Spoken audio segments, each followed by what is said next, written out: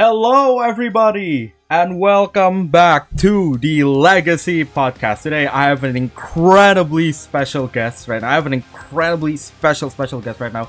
One that I have never interviewed before. You guys seen Jazz Faye, you guys seen singing it. No, this is completely different. A full musician is here by my side, and he worked on so many songs. He collaborated with so many different artists all together, and I have the privilege to actually have him right here.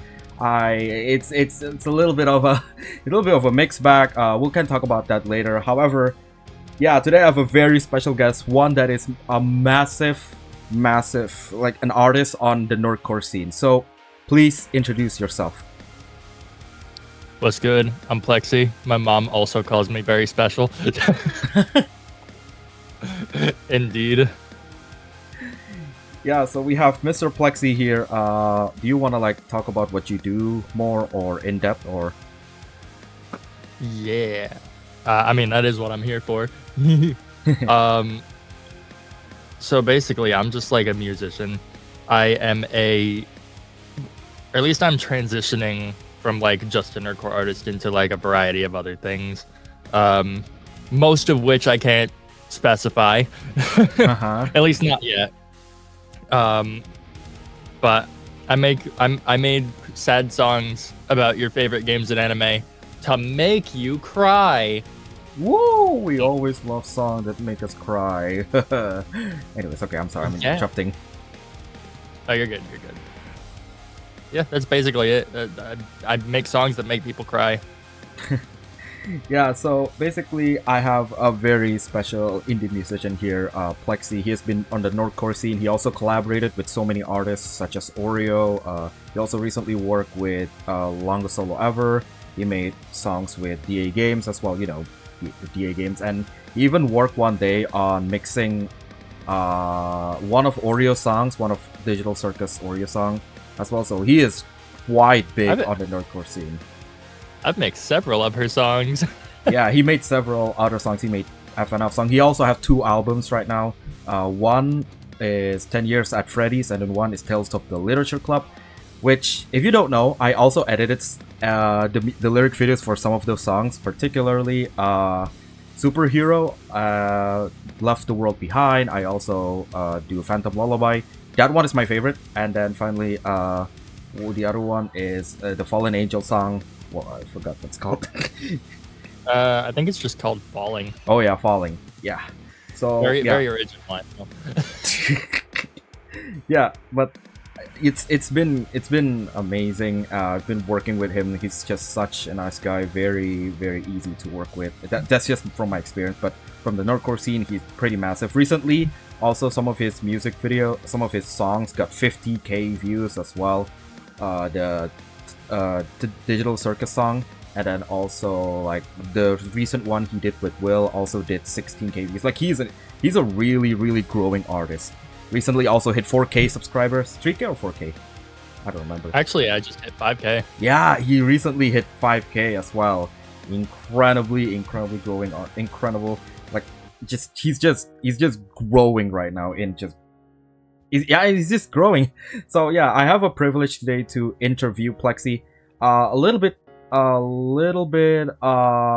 story. I actually did this once, probably like 6-7 months ago, before even the FNAF album came out, but I lost the files.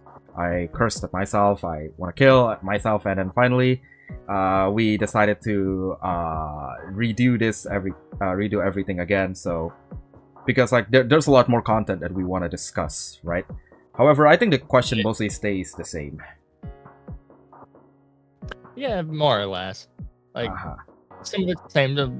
A decent bit of it's fairly different. So that's gonna be fun. Yeah, it's gonna be pretty fun. So we're just gonna chill. We're just gonna talk a little bit more. So yeah. Yes, sir. All right. So as someone who never worked on the music scene before, except for lyric videos, I kind of want to know where your origin starts. So how do you start your music? Where do you start your music? And how did it become like what today is right now? So, fun fact, I have known since the age of 5 that I wanted to be a musician. 5. Because I grew up on like Marilyn Manson, Blink-182, Green Day. Yeah, those are classics. Yeah, like punk rock stuff like that. Basically, is what my mom listened to. And then like as I got a little older, my dad and my brother introduced me to bands like Breaking Benjamin, Seven Dust, Avenged Sevenfold. I think that one I actually found on my own. Bullet for My Valentine, Five Finger Death Punch, etc. And when I was 11, I believe, my dad got me a copy of this game for the PS3, and I think it was also for Xbox at the time, but I had a PS3. And it was called Rocksmith, and it was a game where there's like songs, and you get like a cable, like a guitar plug into USB cable, and you plug it into your PlayStation, and it teaches you how to play the songs by using the guitar as like an instrument input. And it came with a guitar too. Like I was using that one for a while, but that guitar is long gone now. It needs like an entirely new neck, and it's just like it was too much money to repair it, basically. It's kind of like Guitar Hero, or is it like an actual guitar that you play with? Yeah, it's like Guitar Hero with a real guitar, basically. Let's see. Like it teaches you how to play the songs on a real guitar, in the way that Guitar Hero, in the way that you would play that, basically. Alright. So if anybody like looks up gameplay of it, they'll see what I'm talking about. But it is like actual songs, and then they have like, there's like they give you like the fretboard. They tell you like what chords to play or what notes to hit, etc. Yeah, so I learned, what the hell was it? I Can't Get No Satisfaction on that. And then like a couple other songs. It wasn't, I didn't learn anything super complicated from it. I mostly learned from like just looking up tabs of songs I wanted to play, and then just playing them. So like it was like made with music notes or something like. I mean, I don't know guitar, so yeah. It's basically like a playable guitar tab. And what guitar tabs is basically, it's like a music notation for guitar players. You have 6 lines that represent the strings, and then they give you like the fret numbers that you hit. Well, that sounded like a much better way of learning guitar rather than just learning guitar by yourself or like having a teacher do it. I guess it depends on how somebody learns, because like I'm a hands-on learner. Like if I'm just reading something out of a book or listening to something, like it's not, it doesn't do it for my brain. I have to like be physically doing something to like internalize it. I see. So from there on, what's the first music that you legitimately made from after doing the rock PS3 game? First music that I made. That's tough to say, because I've been making songs on and off since like I was 14, and all of them were garbage. I mean, we have to start off somewhere, right?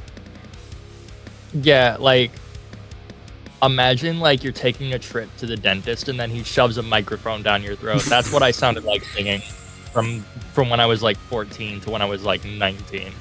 Because I learned, again, hands-on learner. I learned by doing, and I learned on my own too. So I had to learn like what the techniques were, how everything felt, muscle memory, and all that.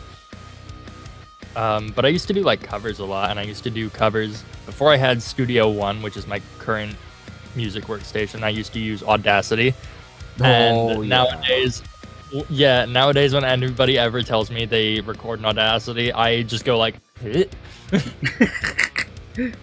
But a little bit of swirling sound. Yeah, just the fucking. I do not like the workflow of Audacity. At least for music, like it was just, it's not intuitive for music. It's not good. It's great for like if you're recording covers, like, and you have an instrumental, but like if you are trying to make instrumentals in Audacity, don't. I don't think Audacity is meant for making music in general. It's just one huge audio file. It's basically like an over-glorified audio recorder. I use it for recording voice acting, and I also like do it for voice editing as well if I actually do that. Usually it's Adrian, but for me, sometimes I do it myself. But yeah, I mean, Audacity with music, that's the first I've heard of it. Yeah, I used Audacity for music for a long time, which it's fine for, like, again, if you have an instrumental of a cover or of a song and you're singing over that instrumental, that's fine, because then you have like a predetermined bass and you're just like recording vocals. So it's fine for that. I used to use it for recording gameplay footage as well. So like I used to record my mic audio into Audacity while recording the gameplay audio with whatever was capturing my screen. So that voice acting, like, it has its applications. I just wouldn't make music besides vocals or mix in it. Mm-hmm. I don't know if Audacity can do mixing, actually. I don't know about that one. It can, it's just very shit at it. Believe me, I would know. It's not good. I mean, even even with like today's Audacity, even though they like update it and stuff like that, I don't think it's that different, not gonna lie. It's not. I mean, it's a little different, but it's not that different. So after Audacity, you went to use the Studio One, which is the current one you have, right? Yes. I used Studio One Artist because it came with my first, well, not my first interface, but my first PreSonus interface. And then that interface crapped out on me after like 5 years or something. No, not 5 years, like 4 years, which is pretty decent to have an interface for that long. That one crapped out on me, so I upgraded to the PreSonus Studio 24C, which is the interface I currently use. And it has like virtual loopback, so I can put effects on my voice.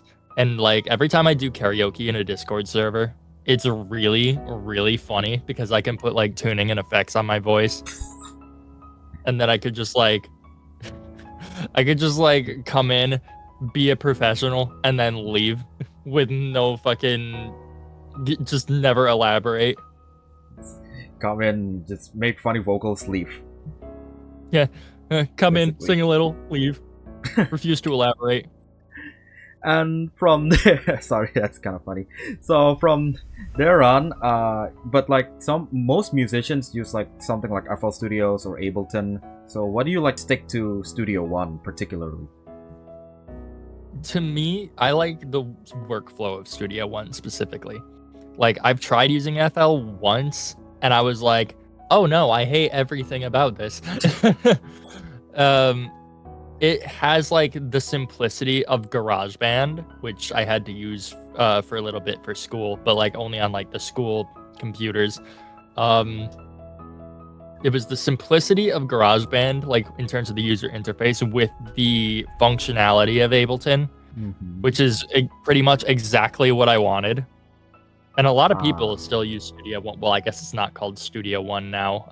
They actually, PreSonus just sold their company to Fender. So it's now Fender Studio Pro. At least when I upgrade, it will be Fender Studio Pro. I see. Yeah, because like most musicians I see, like Oreo uses FL Studios. I don't know if Will uses Ableton or FL Studios. I think he still uses FL Studios. Probably. Yeah, and then like I think he uses Logic now. Whoa, that's new. I've never heard of that one. Yeah, Logic is another Mac Central one. I think that's the one he uses. I'm not positive. I think it is. I see. That's I've never heard of that one before. I mean, to be fair, I've only heard of FL Studios and Ableton because of Will and other content creators that do music. Yeah. There's Ableton, Studio One, FL Studio, Logic, Pro Tools, BandLab, Reaper. There's a lot of DAWs. Speaking of which, BandLab and Reaper are free. If anybody's doing music and wants to get started for free, don't use Audacity. Use a Reaper or Logic, please. I'm begging you. You will be begging you, please. What about GarageBand? Do you think like GarageBand is easier for early musicians or BandLab? BandLab gives you a little more control than GarageBand, and GarageBand is only on Mac. However, having used GarageBand for school when I was in high school, it's definitely like easy to get started with and like learn the ropes with. You just don't have a lot of control over things. And for like, oh god, there's a spider. Okay, never mind. Anyways, but like, for oh god, I want to ask something, but I kind of forgot what it is. So, since when have you like started like for as a new musician? Like, if someone is a new musician, what instrument do you? No, I mean not as a new musician, as a long time musician. What's the first instrument that you learn, and then where do you start learning from there? Like, because like musicians learn like piano, drums, like guitar, like they already learn and master how to do it. So like, how do you like space between learning each one? I learned guitar first when I was 11, and then I actually learned piano when I was like 18 in my high school years. I need to get a new MIDI keyboard at some point so I can actually play piano again properly, because this thing, some of the keys don't work, and because like the connections inside, they come loose on this one. Apparently it's a notorious issue with the MPK Mini from Akai. But there's only like one or two songs I played actual piano on. Actually, I think it's only one song, and then the rest I had to like just use what I know about piano to like click in notes and humanize everything. I see. But if for a starting musician, I would recommend learning piano first, because it's like the big thing you're gonna use in music production.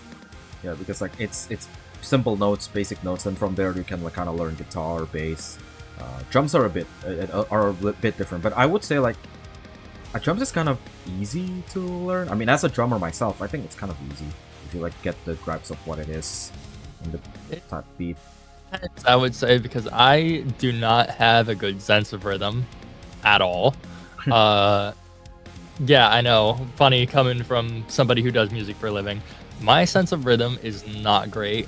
So I would probably struggle trying to learn drums. I don't have a kit or anything, but down the line I do want to get like an electronic drum kit so I can actually play my drum parts in properly. That's probably gonna wait until I'm fucking in a different place though. Yeah. I mean, I have a kit at my other home right now. I'm not in my current home, but like, yeah, that's kind of understandable, because the kit itself is probably more expensive than, especially the electronic ones are way more expensive than just like normal electric guitar. I mean, the electric guitar doesn't come with like a DAW or something, right? So it's probably like equally expensive. Yeah. I mean, yeah, my guitar was like $400, but it's also an 8-string guitar, which for an 8-string, that's pretty decent. That's because like some guitars, they go up to like in the thousands. This one was 400. I do want to put a little bit of work into this one. Like at some point, I want to rip out the pickups, put some new ones in, and then I need to change out the strings. I just ordered a string set the other day. Oh, shit. What happened? Alright. Sorry, there was a little bit of technical issue, but I think it's okay. Alright, we can continue. Okay. Yeah. Basically, I just want to do some work on this guitar, because this guitar, like $400, really nice guitar, Schecter C8 Deluxe, which is an 8-string, which means I can get. That's why I play like in such low, like heavy tunings. Yeah, that's 8-string for you. Yeah. Getting those Sleep Token vibes in my songs. Mm-hmm. Like, what's your favorite guitar brand though? Like, if you have like the money, which one do you want to buy? Well, I do like Schecters, that's why I bought a Schecter, but if I had to buy a different guitar brand, I would say probably ESP. Or no, not ESP. It's another 3-letter one. PRS. That's what it is.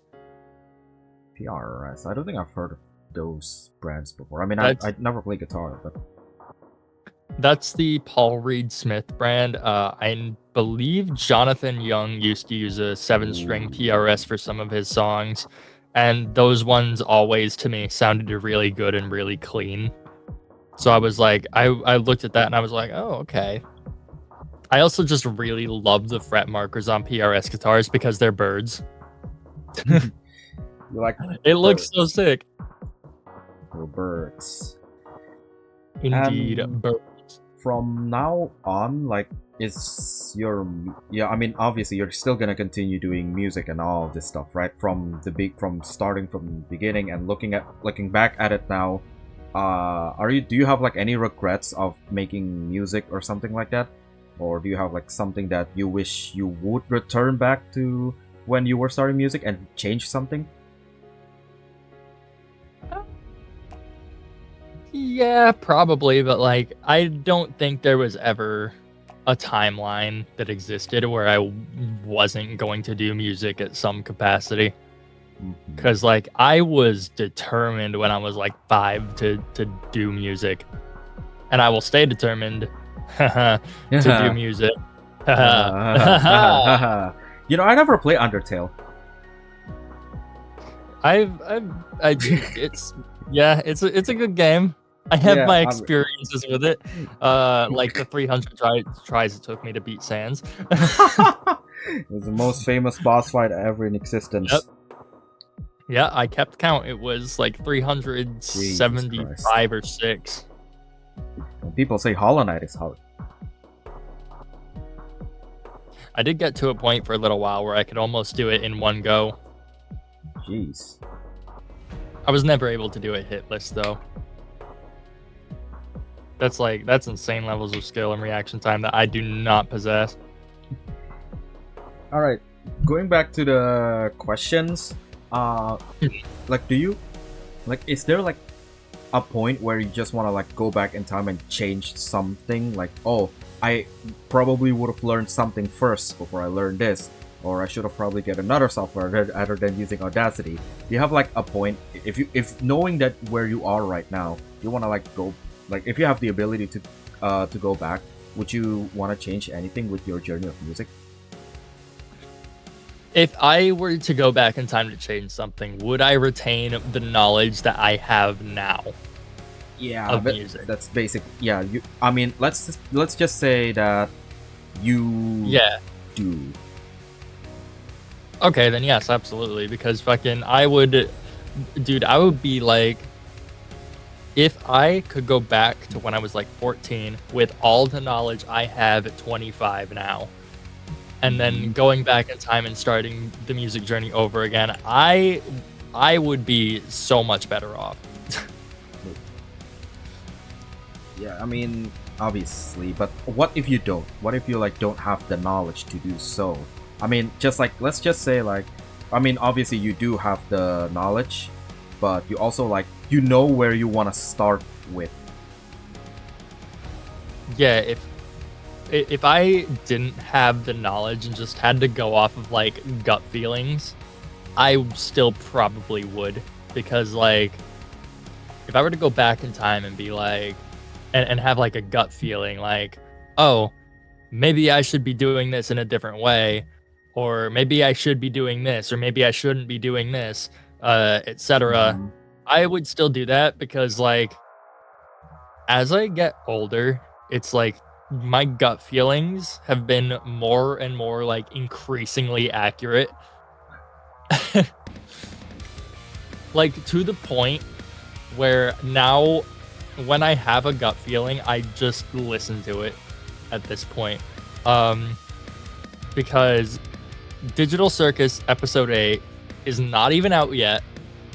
I already had I had like just an epiphany one day where I was like, I think I have an idea of what the vibe is gonna be like. I'm gonna make an instrumental for this. And now I have a full instrumental for a song for an episode of a show that isn't even out yet. You gotta it's just sitting in my backlog.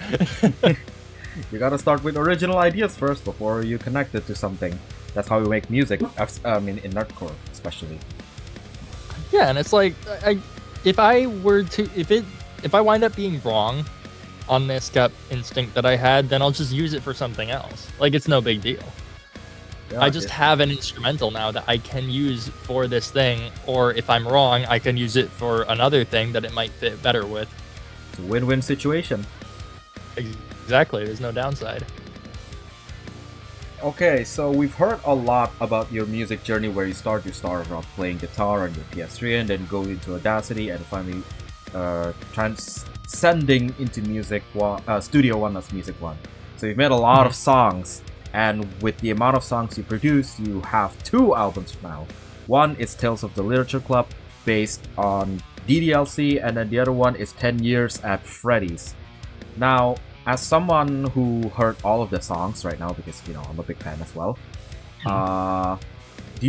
can you tell me a little bit about each album? Let's just start with the first album you made, Tales of the Literature Club. Do you want to tell a little bit about what it is about? I mean, obviously it's about DDLC, but I know you made these songs not specifically about DDLC, and you kind of want to have a theme on the album. So, can you tell me a little bit about that album?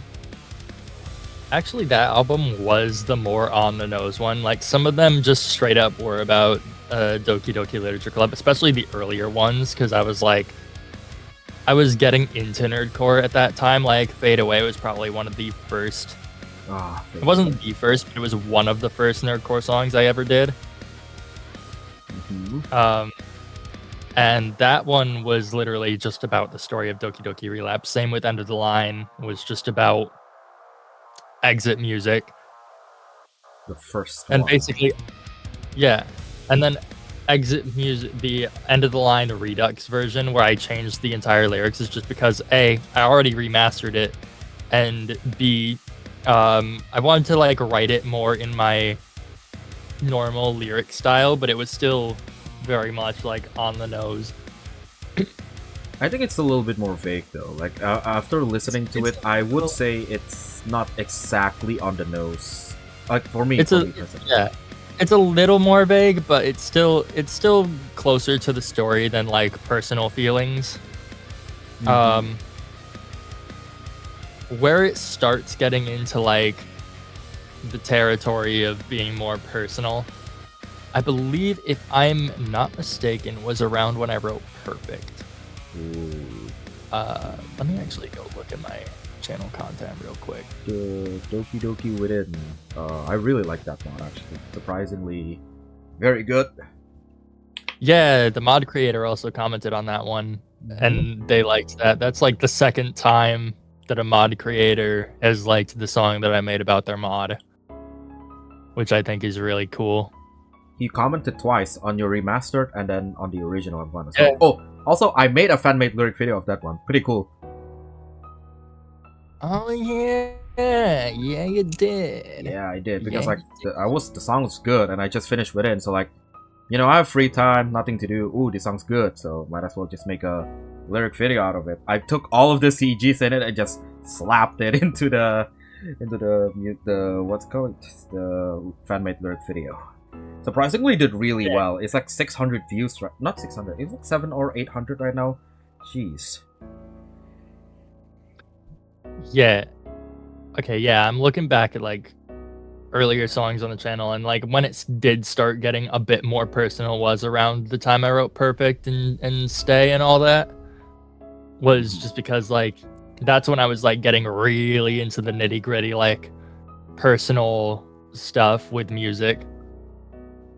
And I can tell it was around that point because that's around the time I wrote Nothing Left of Us, which was the first FNAF song that I wrote. Or no, that wasn't the first one, but it was one of the first ones on the EP that I wrote. The first one I wrote was Always Watching, which wasn't on the EP because it just was not that good. Fun fact, actually, that song, Nothing More to Me, Always Watching was initially meant to be a Yuri song. Ooh, I just couldn't find a mod that fit it. Actually, yeah, that's fair. I kind of want to mention some one particular mod, but I don't think I will because something. You say that? Let me guess, is it our castle walls? You read Yeah. my mind. Yeah, You read I know all about that because I remember posting on my YouTube community tab about that a while ago, and I was like, "Oh, this mod's really good. I think I want to make a song about this." And then somebody came into my comments like, "Hey, that guy did things," and I'm like, "What kind of things?" And they were like, "Google it," and I'm like, "Okay." And then I Googled it, and then I was like, "Oh no!" Oh. And then I didn't make a song No. about it because that was grody. Genuinely, I think Phantom Lullaby could fit our castle walls so much because it really really fits. But I kind of now understand what it would be just a normal Yuri song. Yeah, well, I mean, I guess it could kind of fit. It to me, it doesn't feel like it fits as well with our castle walls as much as it would fit with like Outcast or Fallen Angel. But like, I already did a Fallen Angel song, and I technically already used the Outcast CG in one song. Starscapes and something like Yeah, Starscape Fireflies. The very original Yuri song you made. Yeah, and then I was like, it just didn't fit the vision that I wanted for the album. So I was like, okay, you know what? I'm gonna redo this song. And then I did Falling, and I was like, that's better. Yeah, because like you have two other songs that one is Don't Go, the other DDLC song, and finally you have this one, the Starscapes and Fireflies one. Yeah, well, there's a third one that was never released. What was it called? It was called One More Moment, and there was an acoustic version, there was a non-acoustic version, and that was around the time I wrote Don't Go, and it was bad. It was just the same chords over and over again, and like just really badly programmed and mixed drums. That's interesting. I wonder what that sound would be. I mean, I don't really fully listen to Don't Go. I only heard a little bit of a snippet of it. You even made like an EP of it. I remember. Yeah, Don't Go was the original EP. I wanted one song for each of the characters, and then I started getting into the mods, and I was like, oh, you know what? People like this. Maybe I should keep doing this for a little while. All right, coming and back. So I made. Oh, sorry. I mean, yeah. What do you want to say? I was just saying, and so I made that an album instead. Yeah, it's probably like the best decision you've made. Not gonna lie, like made a whole ass album about DDLC. It's never been done before.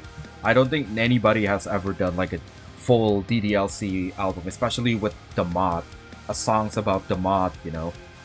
Yeah, it was a really niche idea.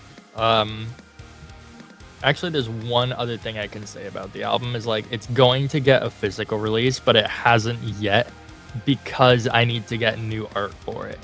And not that I think the art that it has is bad, but I just don't think that Mr. Dan Salvato will be too happy, too hunky-dory with it having the characters like on the album art for like a physical release.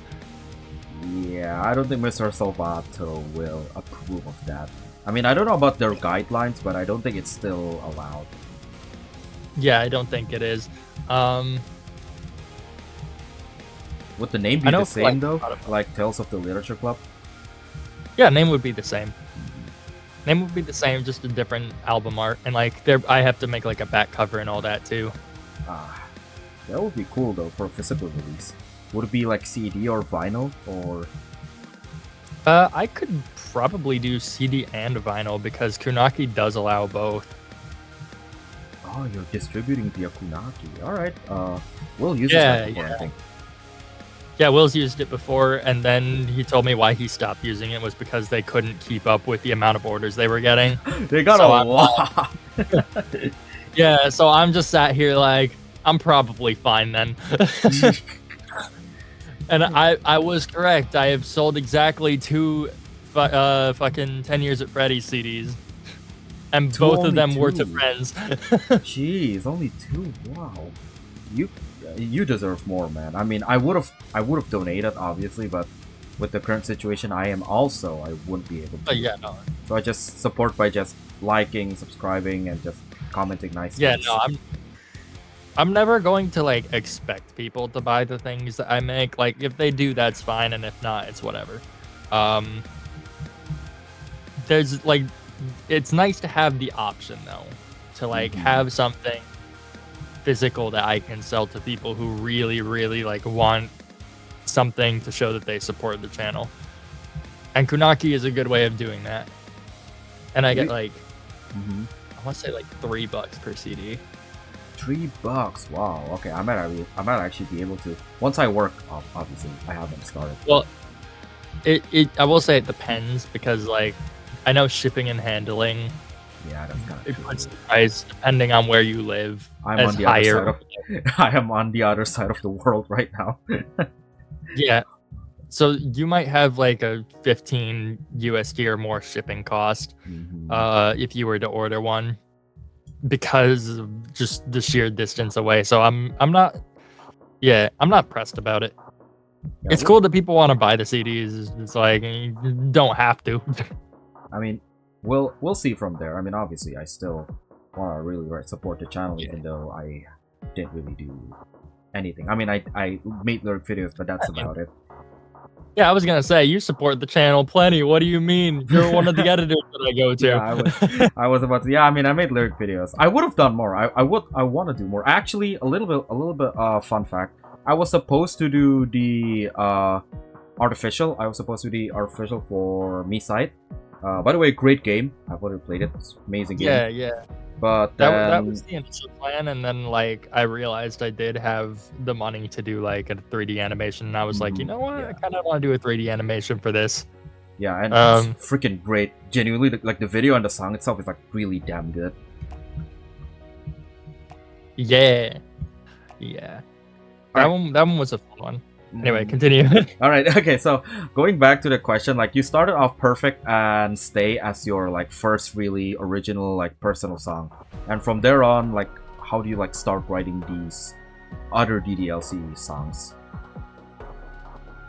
From there it was like the 4 that were like the most personal to me specifically were Stay, Perfect, Phantom Lullaby, and then Left the World Behind, and then the rest were just like remasters. Oh, actually, no. You know what? I'm a dirty, rotten liar. Superhero is also included in those. Yeah, I was about to say, wait, what Superhero? Was a really personal one. Yeah, Superhero was a really personal one too. Do you like basically share a little bit about these songs? Like, yeah. Perfect is like. Perfect I wrote about my partner, because I love them very, very much, and they are a wonderful person, and they've gone through some rough stuff here and there, which I won't get too into detail with, but they've gone through some things, and they like, I wrote that song specifically like for her. And then there was Stay. That's my favorite in the album. Stay and Superhero are kind of like the two well, I don't know if they're the most personal ones to me, but like they are sort of like in the same vein of like, because I used to like when I was like a teenager, I used to like stonewall off a lot of my emotions and stuff. And the specific reason I used to do that is because I used to like be the shoulder for people to lean on a lot more. Like whenever somebody was feeling depressed or suicidal, I would usually be the one they would go to talk things out and not want to die. That's why you're the superhero. Oh my god, so that's the name of the song. Oh my god. Yeah, no. Yeah, that was a crazy time. probably shouldn't have been doing that as a teenager. I mean, like I'm not gonna deny that it was like a good thing to do, but it didn't. It wasn't great for my mental health. I will say that, because like I was so used to stonewalling off all my emotions all the time that I couldn't really get out of that space until when I was in a relationship with Chloe, and them being a voice actor and all, they taught me like how to sing with more emotion, and that's when like I started being able to let more things out. And then it just came out in a flood, and then it just didn't let up. Which is why all the songs are like so deeply personal and heavy cutting now.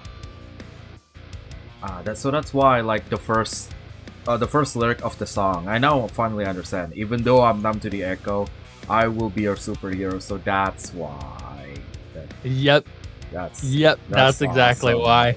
That's freaking awesome.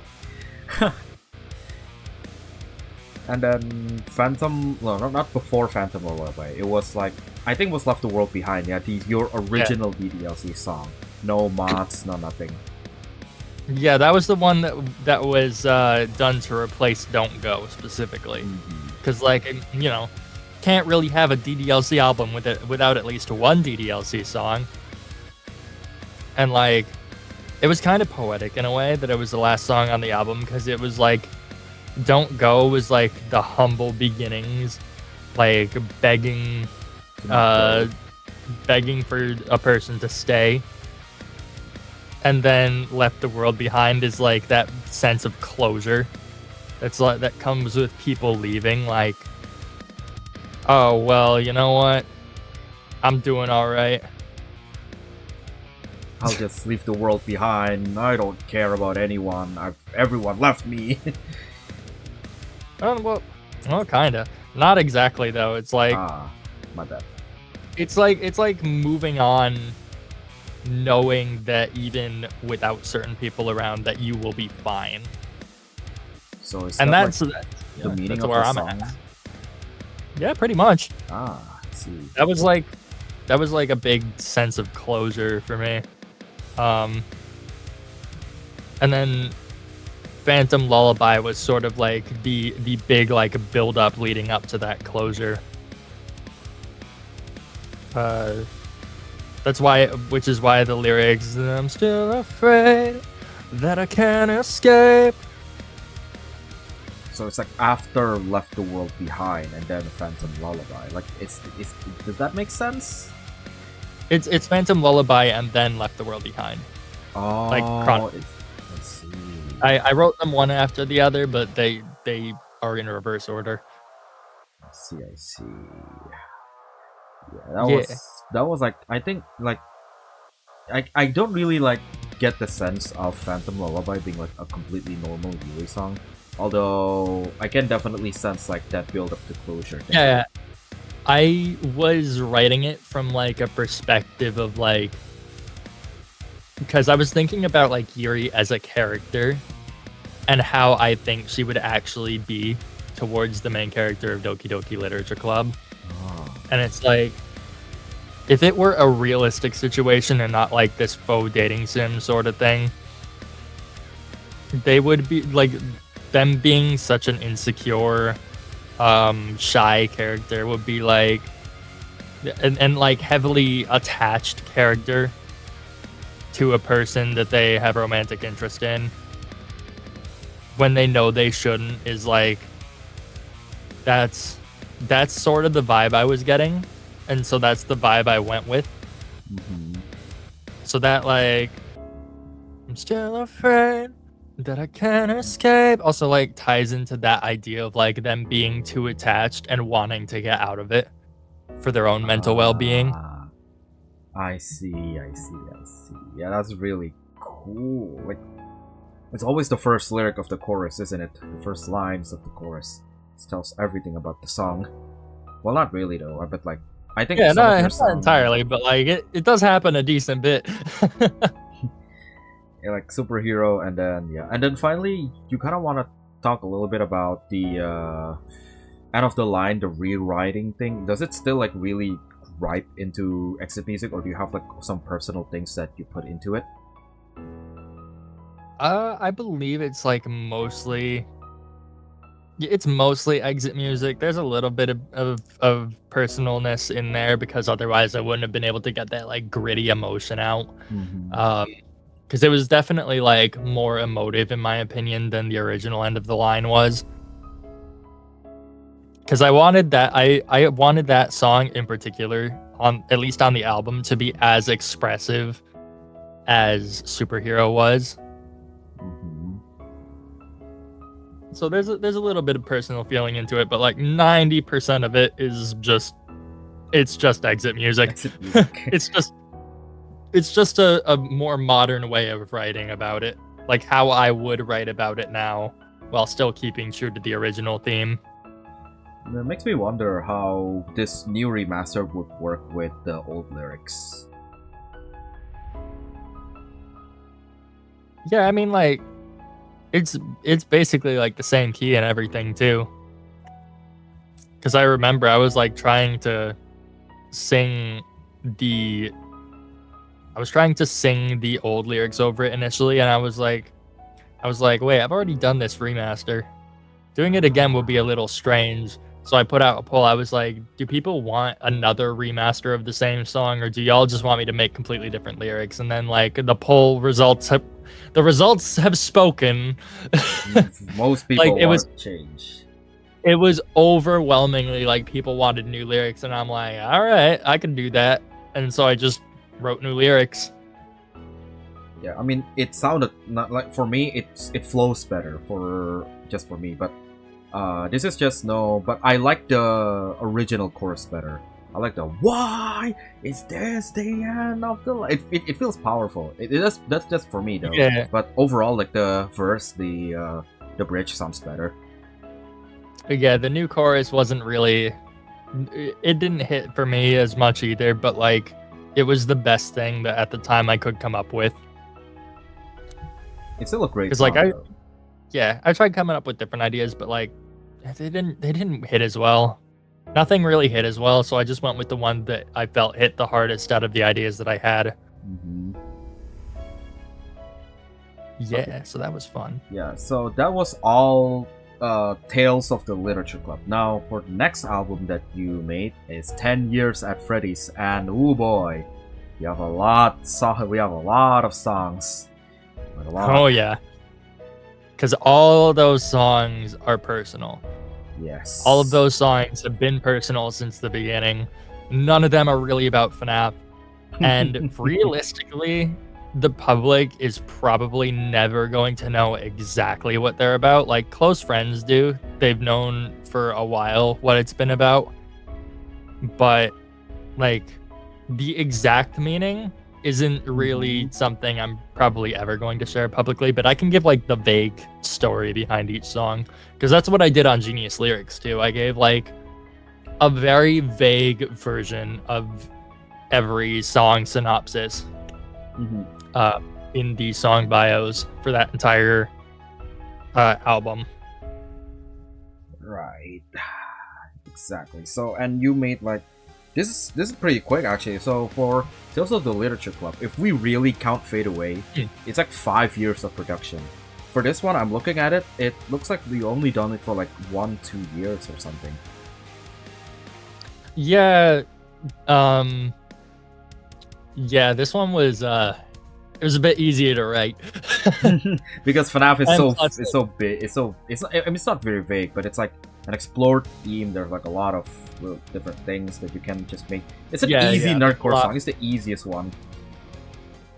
Yeah, it's a very easy thing to do, like nerdcore wise. But also, like, at that point in time, the emotions that I was feeling was fresh in my mind, and like I had to tie them into something. And like, music is my therapy. And hopefully for some people who listen to my music, it's also their therapy as well. Because that's a big part of the reason I write the songs, is like, I want people to feel what I feel so that they can get it out. You know, especially if they need to. It's an outlet for me. It should be an outlet for other people. I've resonated with some of your songs a lot, but for me, I write stories, especially from especially Yeah. hybridation, Doki Doki hybridation. That entire story, no, not the entire story, but like the entire like, if we discard the transmission, the in-game cutscenes, it is a vent story basically, and also like I wrote, just pretend, the Alia fanfiction. So yeah, that's also like pretty much a vent. So like I vent story, I vent through stories, you vent through music. So yeah, we vent through arcs basically. It's a beautiful thing. Yeah, that's gonna be even more fun here in a few days, because I'm going through a rebrand in the near future, and I'm not gonna say exactly like what and why, but the Bleeding Heart logo is gonna change. The idea is gonna be the same, but it's gonna take on an entirely new form. And I'm still gonna remain faceless. Yippee! Yippee! It would be like that. Because your old logo was, first of all, it was you with a beanie, and then the other one is a different art of you with a beanie, and now it's a bleeding heart. Yeah, both the original ones were done by the same person, and then like I did the Bleeding Heart one myself, because I was like, I feel like this is too like happy and upbeat for the kind of music I want to write. Yeah, so yeah, I that makes sense. it. And then I designed a Bleeding Heart logo, and then it was like, and then people are still somehow surprised that I write sad music, and it's just like, well, look at the logo. That's what you signed up for. You're gonna be in for a sweet, sweet tear. So yeah, yeah, you're in for a ride. Like, just refer to logo. See logo. above image. It's literally there for your eyes to see, and if you don't, just look at the end title card. There's a bleeding heart on it. Yeah, it's always really funny when people are like, I wasn't expecting this to be so sad, and I'm just like, you weren't? Guess you don't know me then. I would have made it obvious. Warning, sad songs inbound. Here.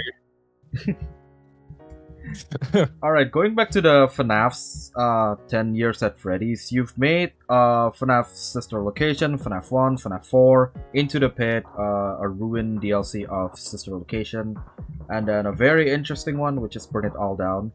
So you want to tell a little bit about your FNAF songs in particular? The first one about the FNAF Sister Location song? The Sister Location song was... It was just wholly about a feeling of being replaceable, and it just came from a place of like this like aggression, this like internal struggle of like not wanting to be replaced, but knowing that you can be at any moment, which later was proven absolutely correct. Again, gut feelings. I need to start listening to my intuition more. It's the gut. It's the gut, man. It's the gut. It's the gut feeling. It's always the gut feeling. Like all logic just gone if your gut feeling has something on it. Yep. 2026 is the year of intuition for me. If I have like an instinct, I'm just gonna be like, oh, okay. This is interesting. Oh god, my gut's starting up. Oh no, something's bad gonna happen. Yeah, its Sister Location song was that feeling of like being replaceable, and then like it was sort of a back and forth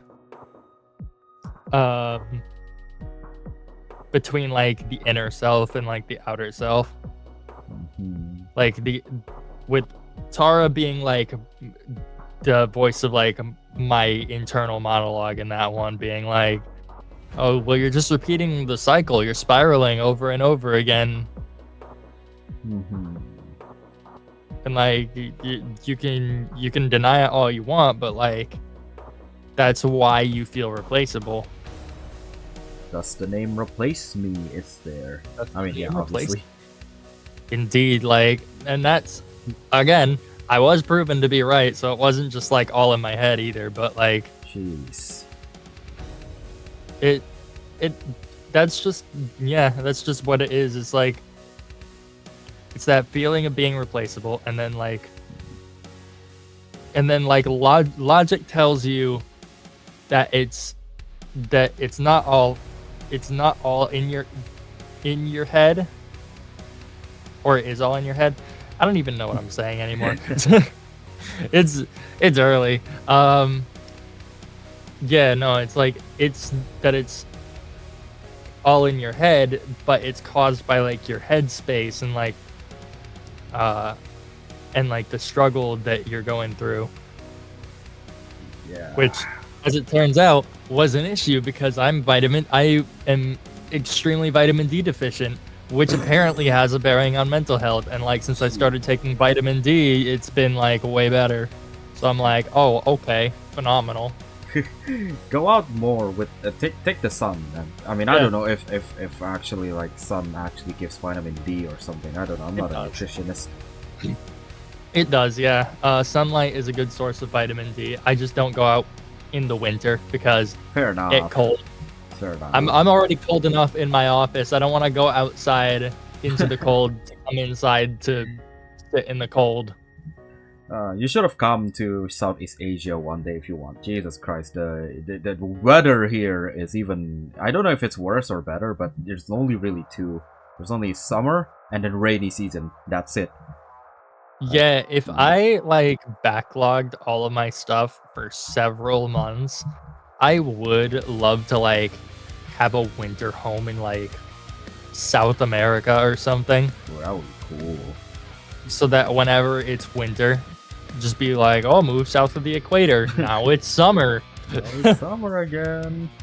Now it's summer again. Exactly. And then just live there for a few months and then back up to fucking cold land when it's starting to warm up again. And then for the next song is the first FNAF song, Damage Parts. So what is it all about? That one, yeah, that one's pretty obvious. That one's just like you like. Yeah, I mean, everybody, from the lyrics. Every person on the planet has skeletons in their closet. Hence, the damaged parts we hide. Mm-hmm. Everybody has, especially in this like social media day and age, everybody has a skeleton in their closet, and they're all just as afraid of being judged as everybody else. But the crazy thing is, the people who are the loudest about other people's skeletons have their own that are just as bad. That's almost always the case. Because at least in my opinion, that's almost always been the case. Because they're just as afraid, so they're just pointing out into somebody else to hide it even further. Exactly. Like, yeah, and I'm not gonna go into specifics, but like, I know some shit, man. Like I've been around the internet. I've seen some things, and it's like there's so many people that will give other people shit for doing the same things that they do. Pretty much. And it happens a lot. Yeah, I mean, it's pretty much people... It's basically true for, like, chronically online people. They're just taking out their... Well, not their anger, their trauma onto somebody else or something like that. Yeah, it's not even just, like, about trauma either. It's, like...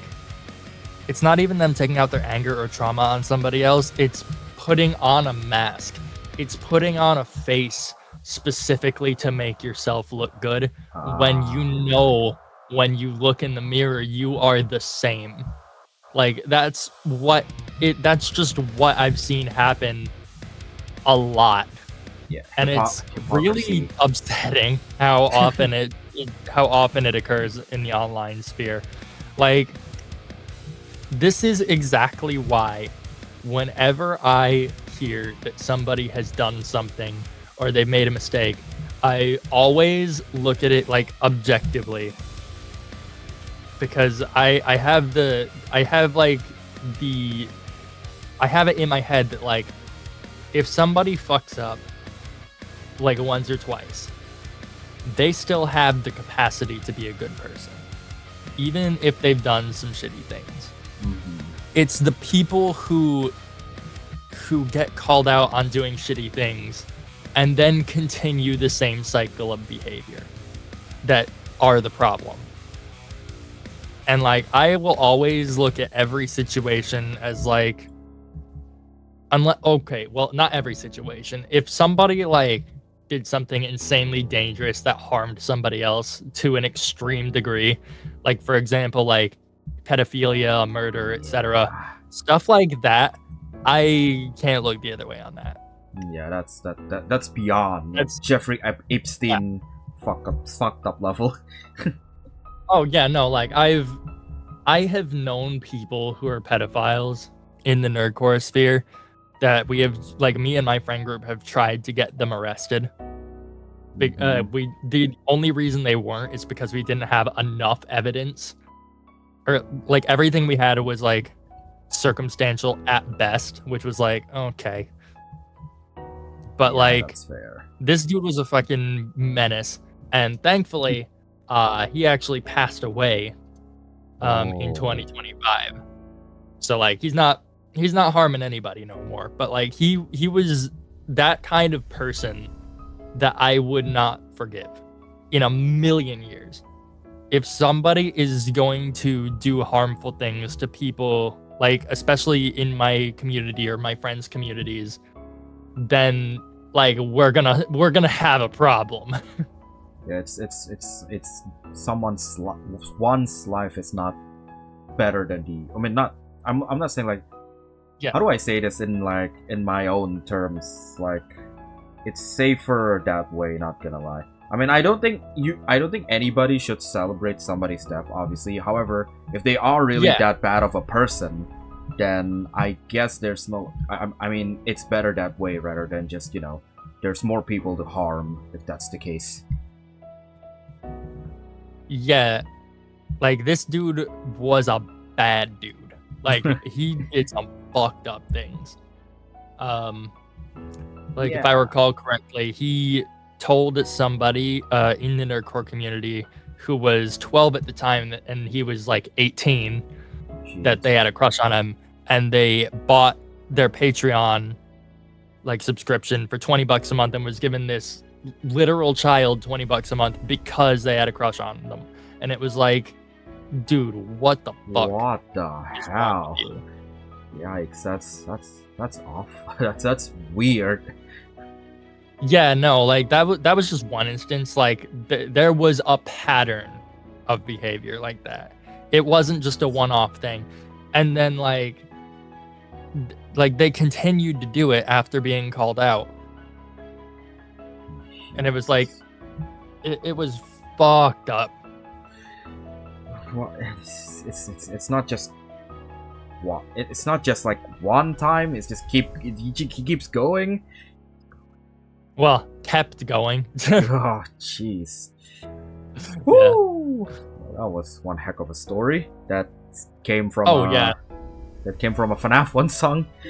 Yeah, no, me and my friend group have been dealing with that dude from like 2019 to 2025. Like we had been dealing with this dude for years.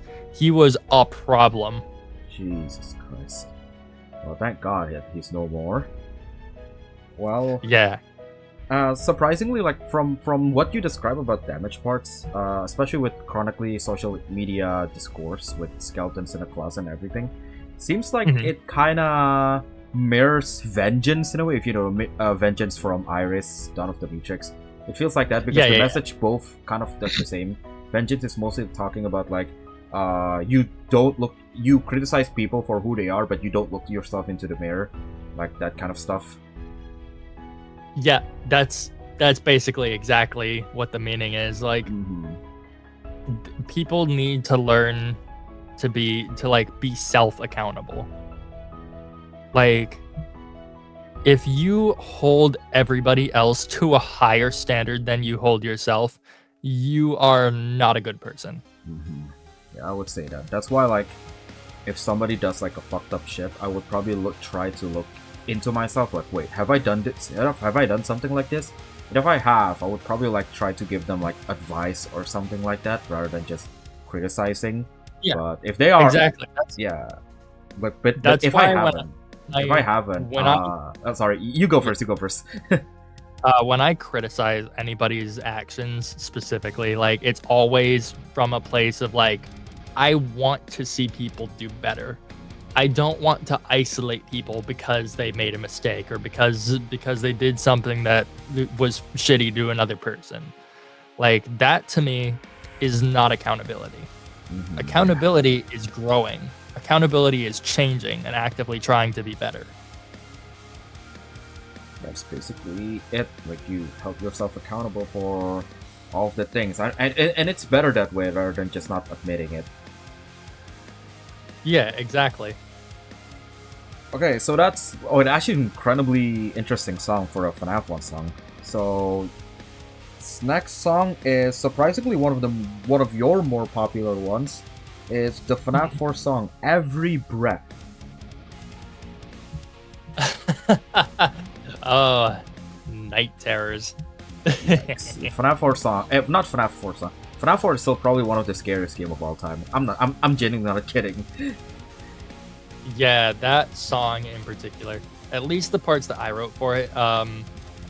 Dean's parts that he wrote, because he wrote in most of his lyrics, like 90% of his parts he wrote in, except for like parts of the bridge. 90% of his parts he wrote in, and like they just happen to like fit with the theme. But like that song is like, that stemmed from a place of like, there was like a period of time where I was having just regular nightmares about a particular situation going on like in my own life. And like I there were times when like I don't like wake up screaming or anything whenever I have nightmares, but like there were definitely times when I woke up and I had to dry my face because I realized like I'd been tearing up in my sleep. Oh, jeez. Yeah.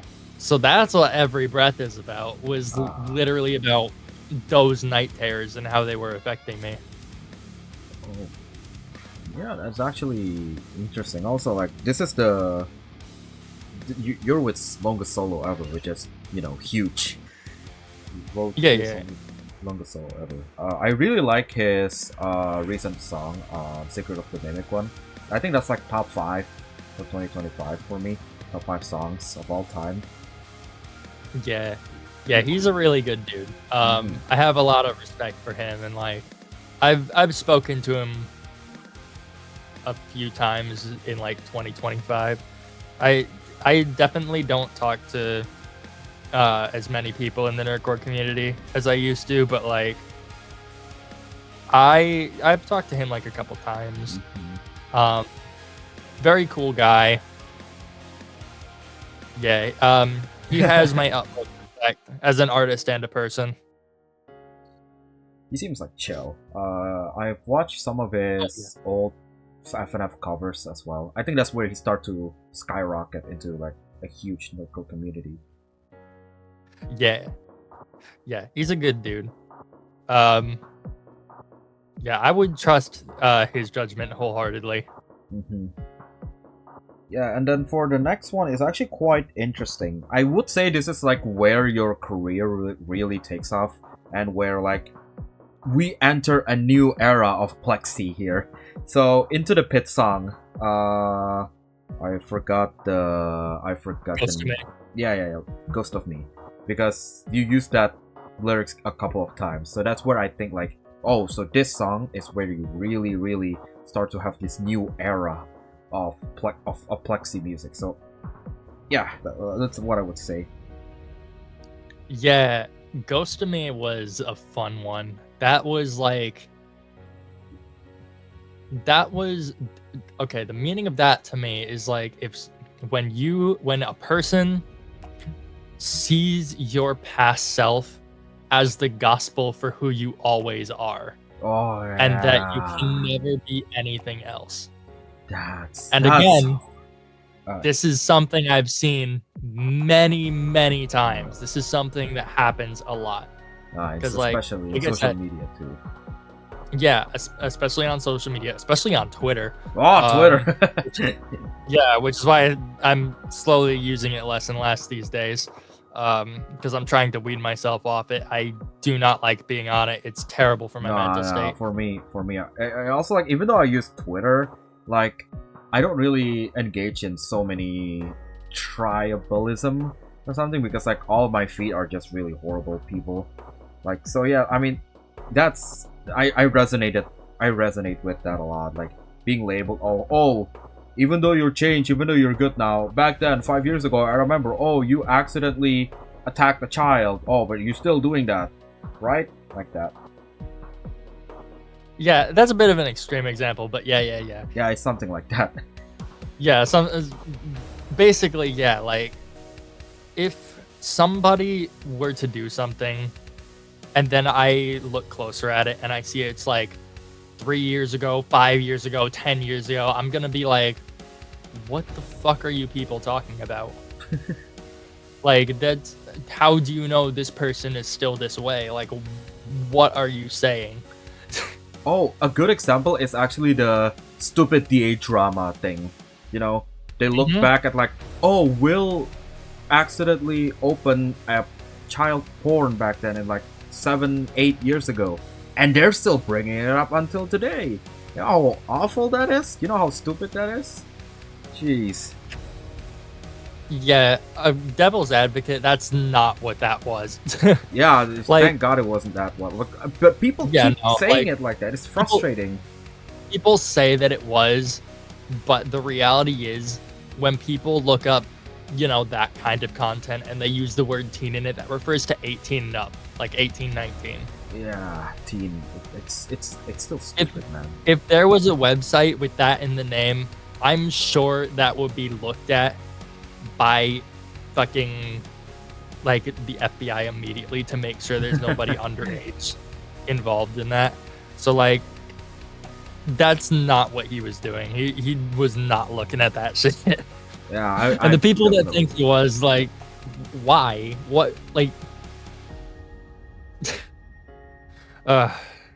Well, thank God that that's over right now. Hopefully. People are silly. Well, it made Twitter. It made Will just go off social media and just let anyone else take the charge. But I think it's for the best. Not gonna lie.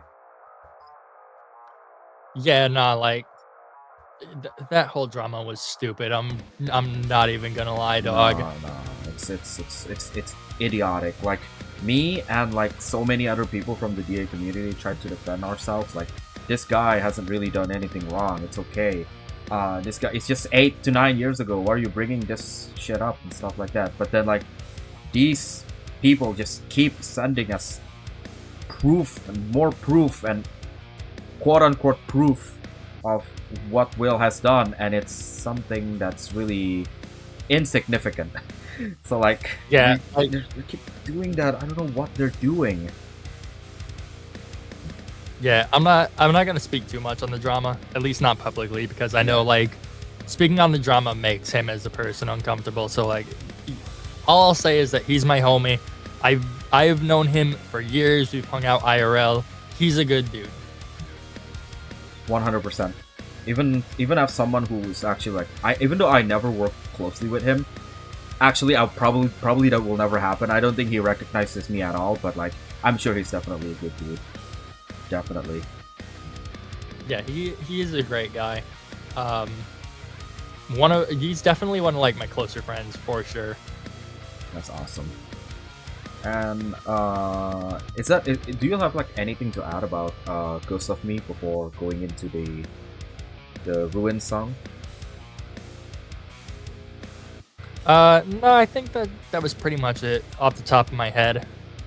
It's basically just, you know, people taking the past self and like treating it as gospel. Awesome. So that one's actually a really damn good one. Actually, all of these are really good. I really like Damage Parts and on Ghost of Me.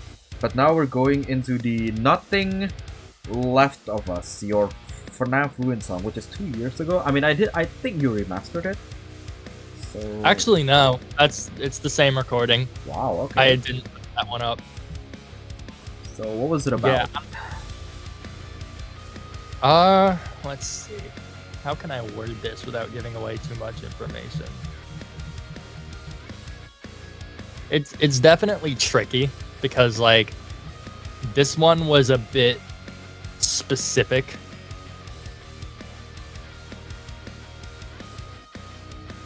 It was sort of about like it was about a realization that I had come to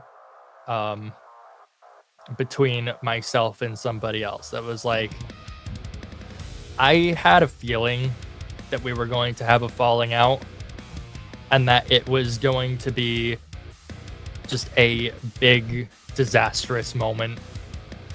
Jeez. And that was my way of like sort of preemptively calling that. And you know, Is this another gut feeling or something? it was, and I was once again right. 2 years in advance, I was correct. That was just like my prediction of like something that was going to happen, that did happen, that wasn't great for anybody involved. And then it came down to it, and then, you know, things got talked out and everything was fine afterwards. So, Awesome. you know, So it is what it is. Yeah, so it's basically like a song about like an impending doom or something. I mean, I kind of like reword it in bad way. Yeah, not impending doom per se, like not that extreme, but like I definitely knew that something was coming. And like I had that gut feeling for a long time because this, like the entire FNAF EP is all about the same exact thing. Like except Damaged Parts. Damaged Parts was actually put in place of Can't Let Go because I wanted to get the 10 Years at Freddy's EP out early in 2025. And then Can't Let Go, me and Will did that in August. And it actually took a whole year to get his vocals back. Yeah, so that was originally going to be on the EP, and then Damaged Parts was just kind of like slotted in. What was I on about?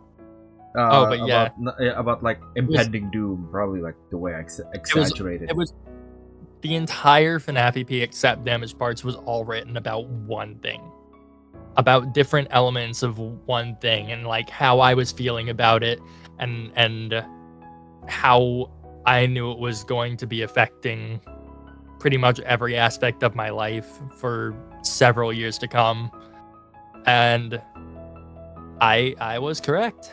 I was correct on all counts. Gut feeling. Gut feeling. Yeah. And then we have the final one, which is a surprising one. It's a surprise release, Burn It All Down, which is a FNAF 3 song. Yeah, Burn It All Down was, again, all sort of about the same thing. This was like the closure song, where it was like, because all of what it was like grieving something. All of the EP was grieving something that was there and then it was gone. Essentially, this was like the extent of like grief, and then Burn It All Down was like the final like,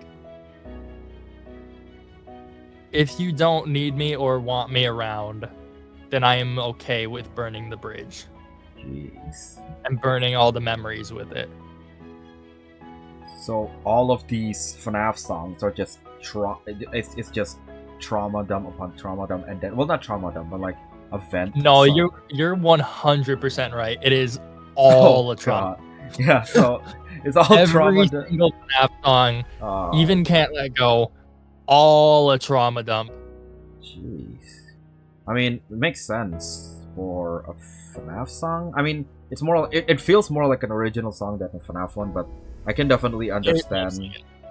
Yeah, but like all the FNAF songs are original songs that have vague ties to the FNAF lore. Definitely. I mean, yeah, and then all of these songs, and then like, you know what? Fuck you guys. You guys don't want me around. I know I've been through a lot. Just gonna. Here we go. Just burn this around. Leave me alone. Yeah. Pretty much. Yeah, essentially. Yeah, and then we have an extra one, which is Can't Let Go, featuring Will. That is my favorite Can't song Let Go. from you. Jesus, such a damn good song. Can't Let Go was like the last song I wrote about this situation. Where it was like it was tying in to what Will was going through at the time as well. Like very, very heavily. Mm-hmm. Especially like the chorus. The hallway's a stain with blood on our name, can't let it go. You know, I really like And, the like- fact. Sorry, you go first. No, you can go. You can go ahead. Okay, so like I kind of want to say that I really like that you actually like rather than just like putting yourself into the name of the song, you also like put other names. Like for example, like Longest Soul Ever, you made like an entire. He made the entire lyric by himself, and then Will he put some of his what happened to him back then, and then just put it into your song. I really like that. That's actually a really cool detail. Like not a lot of musicians just do, you know. Yeah, I will say Will didn't write his parts. I will just say we were going through some very similar things emotionally at the time. Mm-hmm. And they happen to like tie into one another heavily. That's really cool. And yeah, he's been a good friend to me through thick and thin, and like, I definitely hope I've been as good a friend to him because he's a good guy. He deserves to have good people in his corner, 1000%. But he's been a good friend to me, and so this was like sort of a way for both of us to vent. And I actually got to hear him record his parts in a BC, and it was just as insane as you'd imagine. Dude, like, his screaming is so much better right now. He can do fry vocals much better. His growls is amazing too. Yeah, dude. Watching him record the takes like over Discord was crazy seeing that happen in real time. Jeez, I really wanted. I really like. Okay, so I haven't been to his live vocals, but I really wanted to see how he sings, how he like record his vocals, the harmonies, especially the layerings. Oh, Jesus Christ! Like, he's such a good vocalist too. Not even a musician, just vocalist in general. Yeah, very skilled, very talented vocalist. Definitely one of the best I've ever worked with, and I would love to work with him again in the future. Absolutely. When he is less busy. No, because he's Jesus. He's very busy. What he's doing right now is not. He's currently just finished the script for the Valentine Renegade, which is the remake version of it, and he's Open Infinitum. He's been cooking behind the scenes. Like, it's been so insane to see like the amount of work that he's been doing. And like it's really cool to see it all come together. I can't imagine the amount of things that he had to balance. A lot of things too, like just insane. Oh yeah. I really can't wait to see what he's cooking up in 2026 right now. Open Infinitum will be amazing. I mean, SSD was cinema. Let's just say that. SSD was awesome. SSD was banger. My favorite Open Infinitum song is already out. My favorite one was Dying to Find a Home. Oh, yeah. That one's so good. I love that one too. But then again, I'm biased. I love sad piano. No, I mean, like that's my thing. That's fair. I really like. My favorite song from SSD is also Purple too. Purple SSD is my favorite as well. Yeah, Purple. Yeah, like, so, and obviously, Dying to Find a Home, I just really like simple metal songs. I don't really like super heavy, super mechanical, very something like, something like I don't know the band name, but they made something like very mechanical and stuff like that. So like I really like just simple chorus to bridge to the piano, the guitar solo on the song is also really great. I'm planning to make a music video with that song too. Not sure how I'm gonna do it, but it's probably gonna be out before even this podcast is out. Depends, because working. I'm also working so much right now. Finding a job, obviously, that's my number one, and also like doing other stuff. Still doing hibernation and everything. So yeah, it's just insane the amount of work that he's doing right now. Yeah, the amount of work he's taken on is like, it is crazy. But I would still love to have him on another song in the future, and we probably will at some point do something else. But probably not anytime soon, because I don't want to pull him away from his work too much.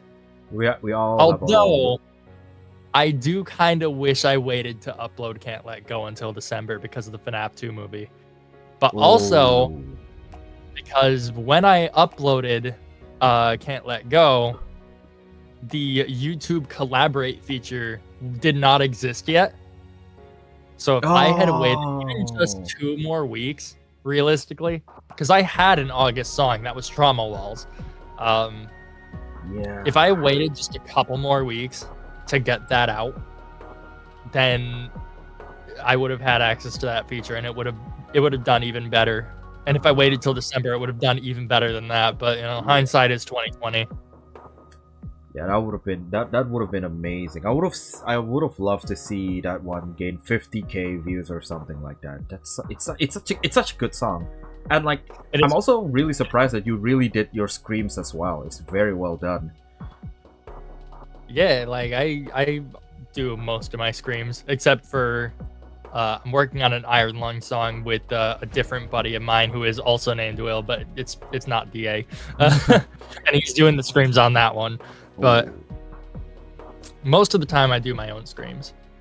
I think an Iron Lung song would be awesome. Imagine if Mark sees it, which I don't think. Not gonna lie, that's not gonna happen. I don't think.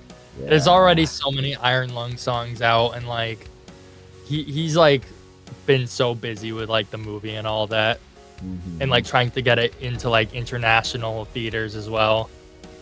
Would have been cool if Iron Lung actually reaches here, though. Not gonna lie. It would be. I'm going to see it on the 31st.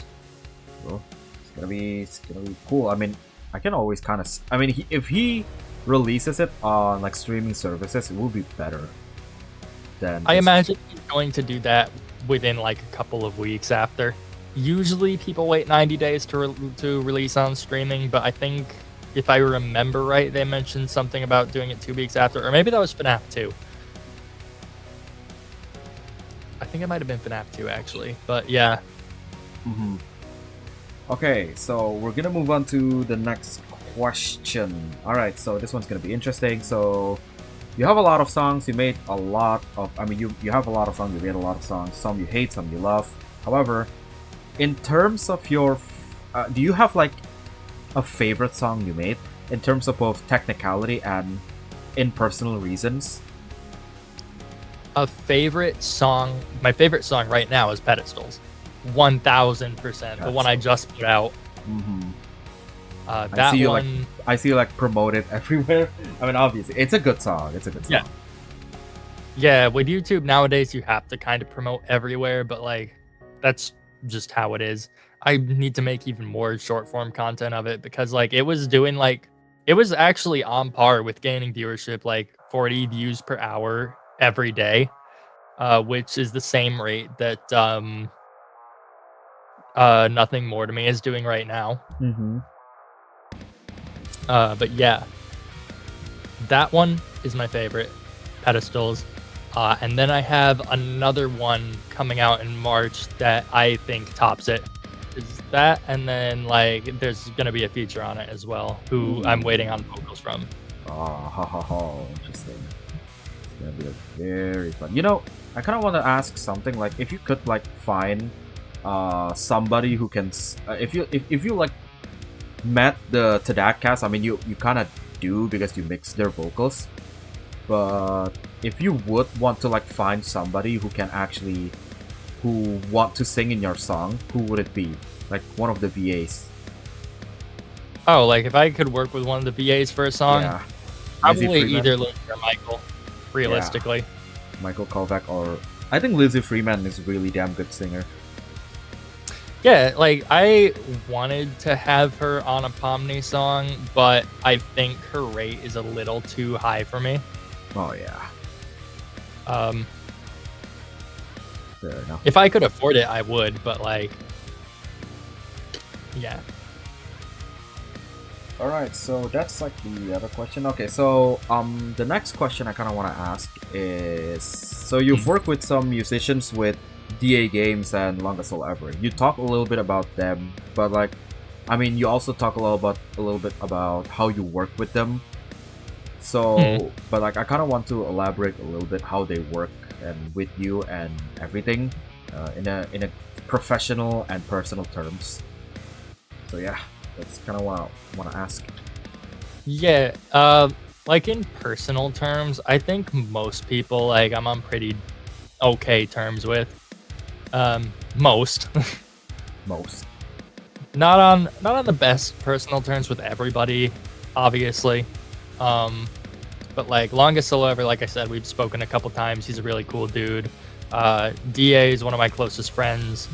Oreo has been kind of MIA from the internet for a little bit.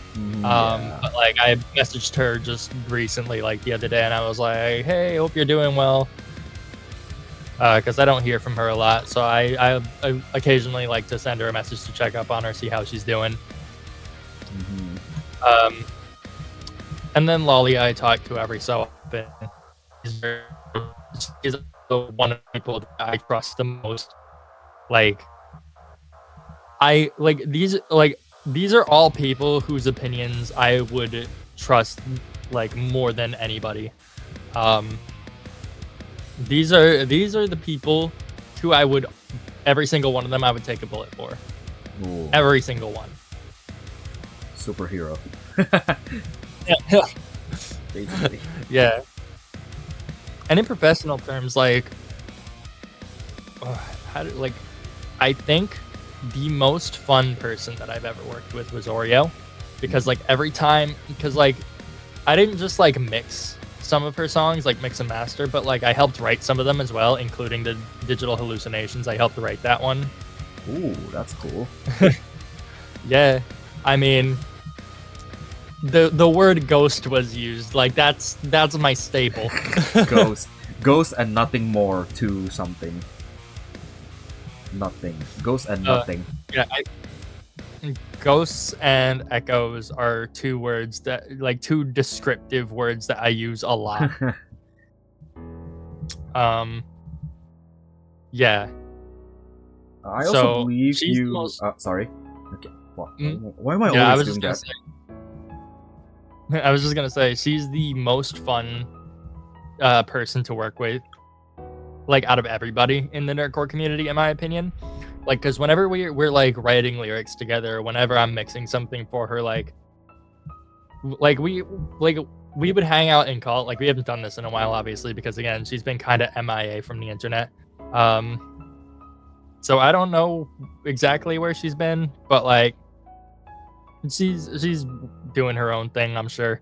But whenever we would work together, we'd like get in calls, and we'd sit down and we write our lyrics, and then we goof off until we have a song. Or like whenever we're mixing and like she's sitting in occasionally watching me mix, or I'm like sending her different like mixes, and then we get so hyped about it. Like she's the most fun person I work with. Every project with her is always fun. And then probably like Dean and Will are like professionally some of the best people like I've worked with for vocals. They like the way they record and layer their vocals is just so absolutely insane, and like I've had the most fun like mixing them for sure. And then Lalia, I've done some instrumental work for her, obviously. Like we did a cover of Lily together, and then like I did the instrumental for her vampire cover, and then there's a couple more that I can't say much about because they're not out yet. But there's like, I want to say like 2 more songs that we're doing where I made the instrumental for her, and like those are like it's always a fun time because like with her projects, I always know that it's going to be like the best sounding thing that we can make. Mm-hmm. Yeah. Yeah, so I was about to mention about Lolia that you recently made an instrumental for one of her covers, and it's distinctive. I cannot say it. Distinctively your instrumental. Okay, what the hell? My brain just died. Yeah, I was super hyped with how that came out. Like, she and Sleeping Forest added some stuff, like some of the Your Candy bits, but like the main meat of the instrumental, Mm-hmm. I did the whole thing for it. And there's like 2 more besides that are coming out at some point, possibly this year, that are going to be really, really cool, I think. Well, looking forward to it. So those 2, yeah, those 2, like I've been like seeing the work in progresses as they've been shown, and like she's got some great stuff in the works, like for sure. Lolia's a great musician. I follow her Instagram. Sometimes I even watch her streams once in a while if I feel like it. But yeah, it's great. Yeah, I don't watch a lot of streams, but like maybe once in a blue moon I'll hop into a friend's stream and like chat and all. Mm-hmm. I think the last one I was in was the first DA Streamily signing. Oh yeah, that one. Yeah, that one was kind of chill. Mm-hmm. I hopped in, chatted for a little bit, and then left. I mean, that's how stream works anyway. Yeah, basically. Okay, so the next one is actually more of an interesting question I want to ask. We're nearing the end right now, but I kind of want to ask something a little bit. So, you've made a huge audience last year, like massive. Sorry. So, and most of it comes from your Digital Circus song. So, me personally, I've never watched a single episode of Digital Circus because, no offense, I don't think it's that interesting. However, I kind of want to ask something. What made Digital Circus resonate with you and the audience a lot? What made it like really special? I don't know exactly like why it resonates with people like super hard. To me, it's just a really fun show. Like, it's clear that the animators and like the writers and the voice actors all have a whole lot of fun with it. And like there is like some stuff going on in the background that people are like, there's a bunch of like headcanons going around that I think are really fun. Like me and one of my friends, Tom, we have our own like headcanon about like what we think is gonna happen, and what we actually, that might be a spoiler. Are you going to watch Digital Circus at any point? I'm planning to do something like I did with my Wuthering Waves video, where I actually, as someone who never watched Tadak, I kind of want to make like a video of me watching this show. So yeah. Okay, so I won't say the headcanon because it might be a bit spoilery. Mm-hmm. But like we have our own headcanon for it and like how we think it's gonna play out in the last 2 episodes. So that's a fun one.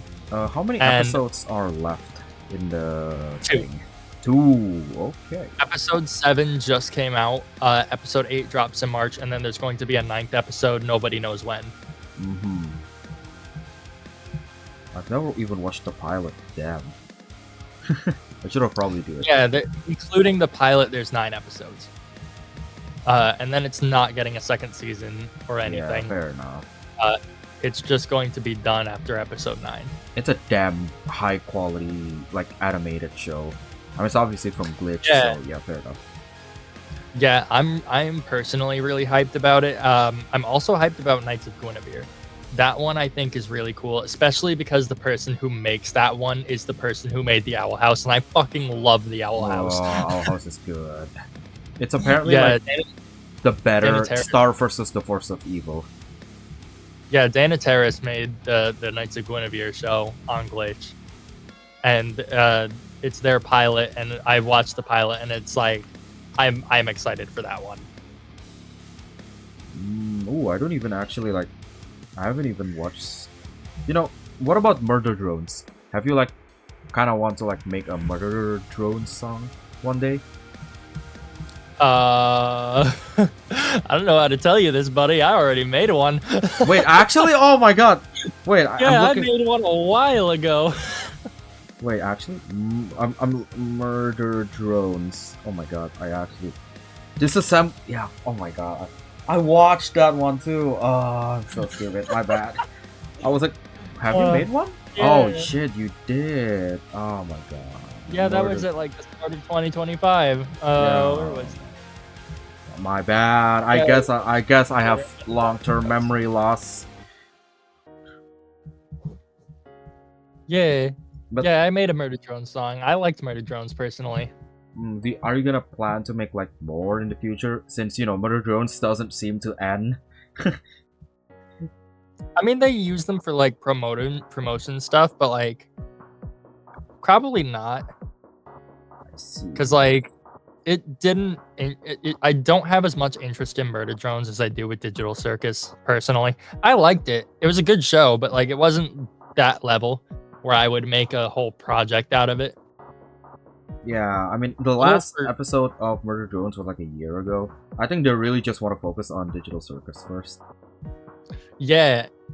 Well, I think Murder Drones is done as a series, unless Actually- are they making more? I'm not sure. I mean, I don't know. I don't know anything about. I'm pretty Glitch. sure it's been done. But yeah, Yeah, that- I would probably not make a big project out of Murder Drones. Like it's not my thing. For like a big project type of thing.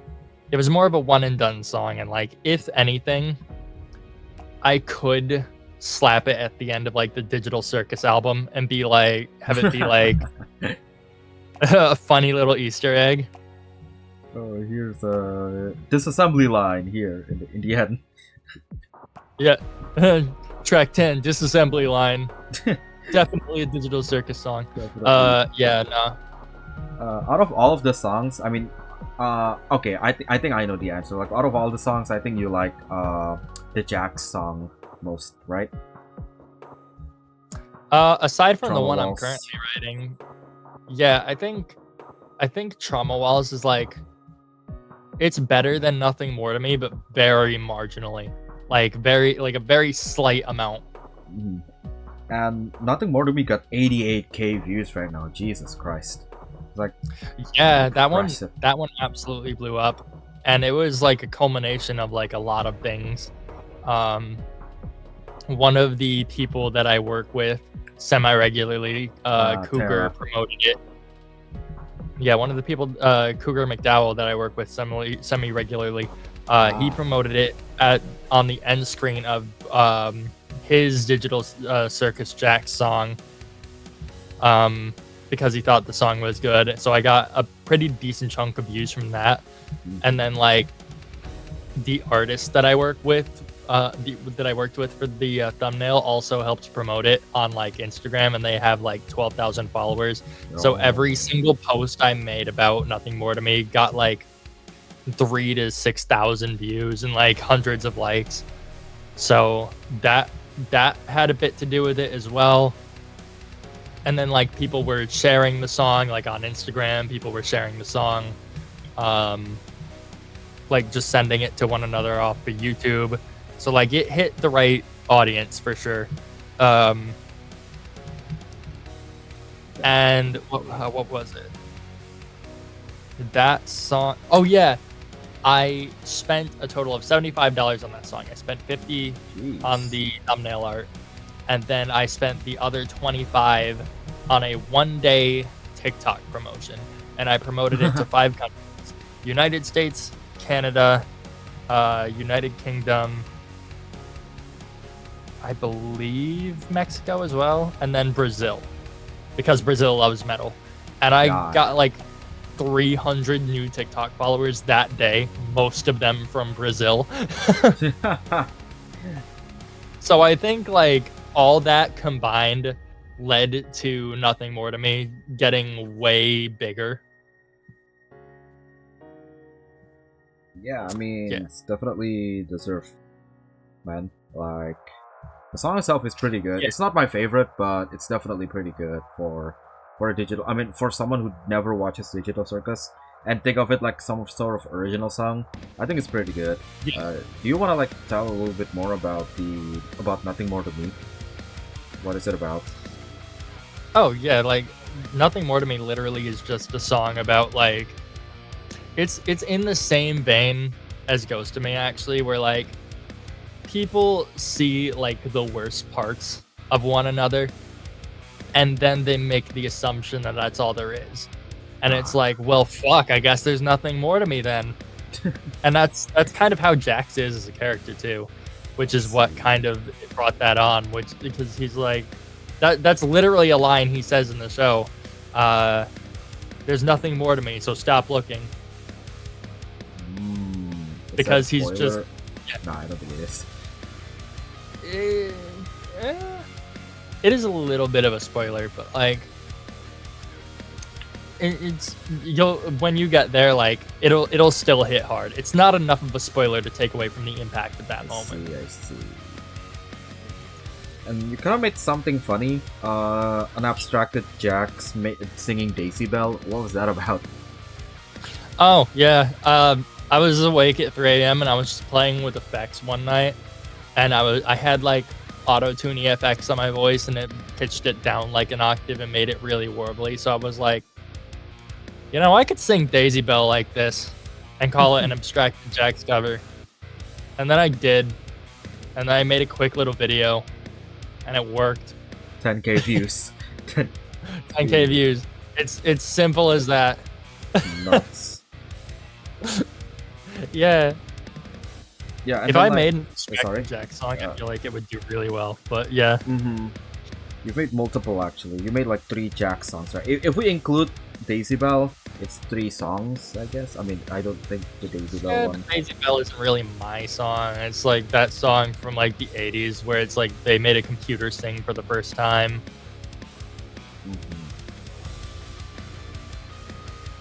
Yeah, and like, do you have like, okay, so all of these songs we talk about are like more of your popular songs. Do you have like a kind of unpopular song that you want to talk about like a little bit more? What's your favorite more unpopular song? The one that you wish you get a lot of views, but then it didn't really get the views that you want? My favorite less popular song right now is my Hollow Knight Silk song. Oh yeah, From the Darkness. From the Darkness, yeah. That one didn't even break 1K. But that has probably my favorite second verse that I've ever written.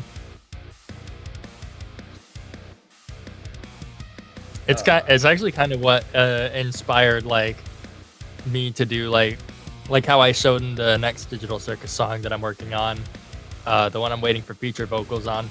How I did that like high note at the end like that, where I go up into like high falsetto range and then come back down. That's kind of what started that, because I did that in the second verse of the Hollow Knight song, where I was like, "You're chasing a ghost, someone I used to be. You need to learn to let go." Like I don't know. Something about that just tickles my brain in a good way. Like going up in that high range like that and then coming back down.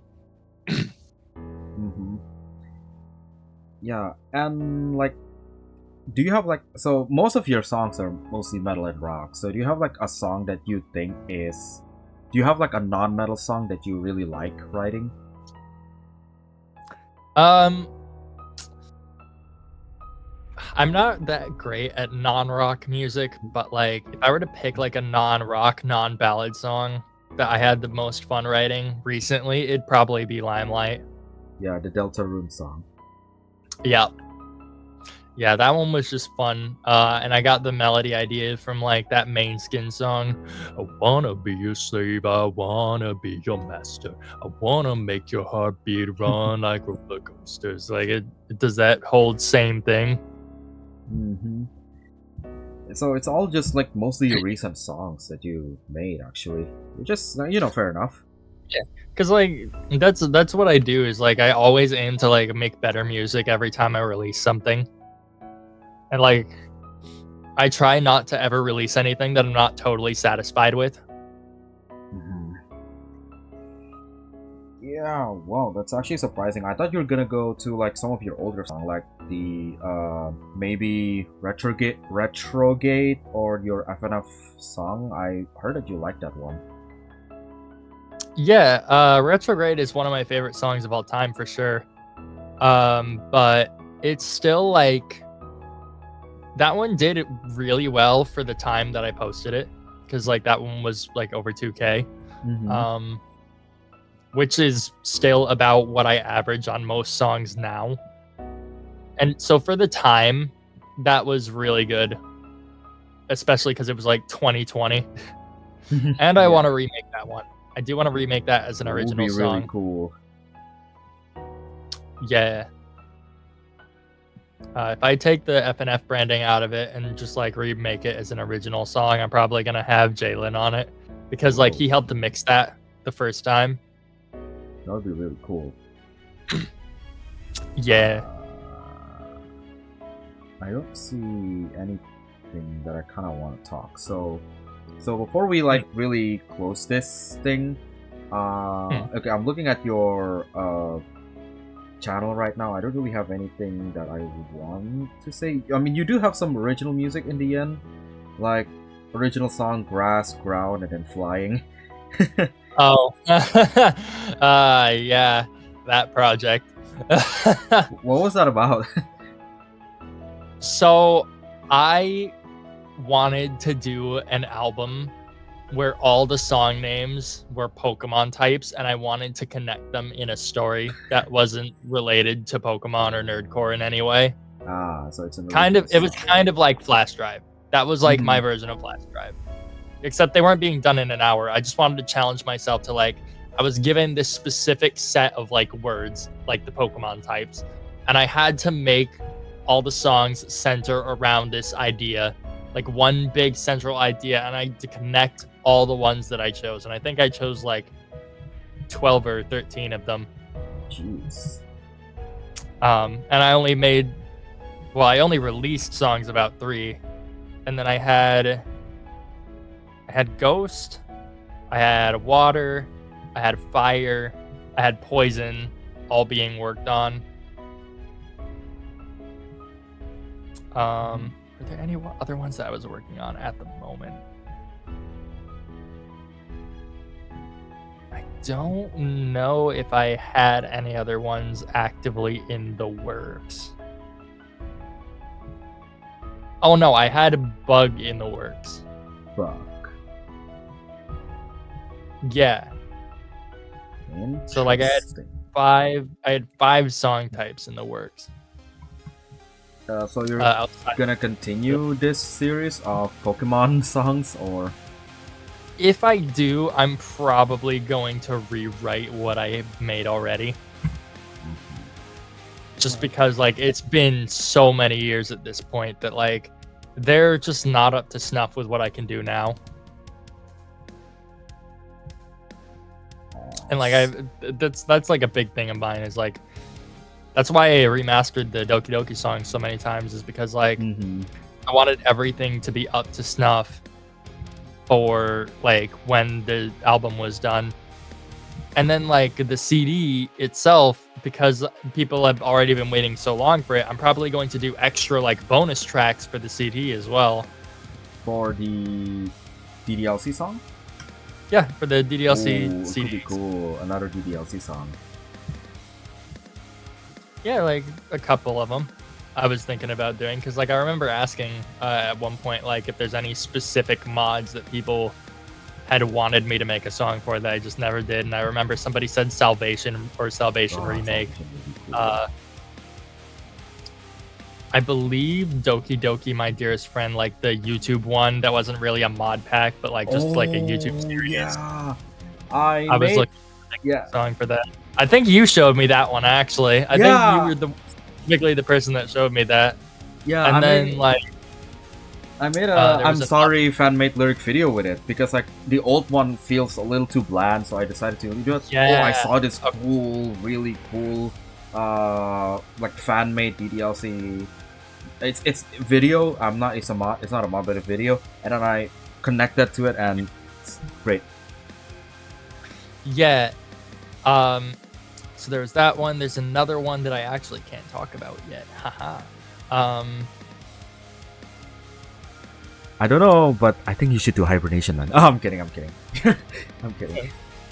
It's okay. Well, that's just gonna be an Irish song at that point. Not gonna lie. If you like wanna do a fan made song of hibernation, just cover hibernation. Not gonna lie, because the song itself, because like this mod itself is inspired by hibernation. So Yeah, Hibernation is a good song.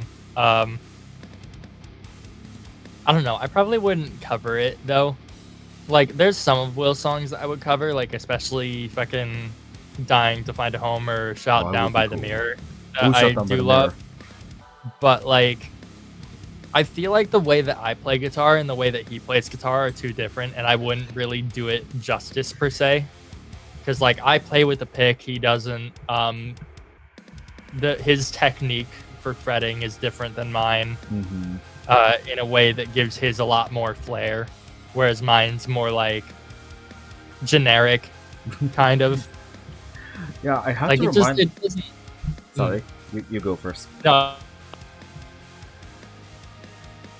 I was gonna say just go on. Yeah, like I have to remember that Will doesn't use pick. Like, he is really damn good at guitar at that. He doesn't use pick. He uses hands. He uses his own hands. Like, Yeah, wow. I've tried to do that, and it's just like it hurts my fingers. So like, unless I'm specifically playing finger style, where like I'm plucking the strings instead of trying to use my fingernails like a pick, that like that's fine. But like trying to like do what he does, like it just hurts my hands. Mm-hmm. Like, he's really damn impressive, man. I saw him like, I saw like some of his streams before. Like, he just he doesn't even use like a pick. So like I was so confused. So why did he have this like little like like strings attack of it, like? Yeah. I was confused on how he do that one. Yeah, like it's like the way he plays is crazy. I fucking love his guitar work. It's just not something that I think I would be able to replicate well enough to cover any of his songs for the most part. Mm-hmm. Fair enough.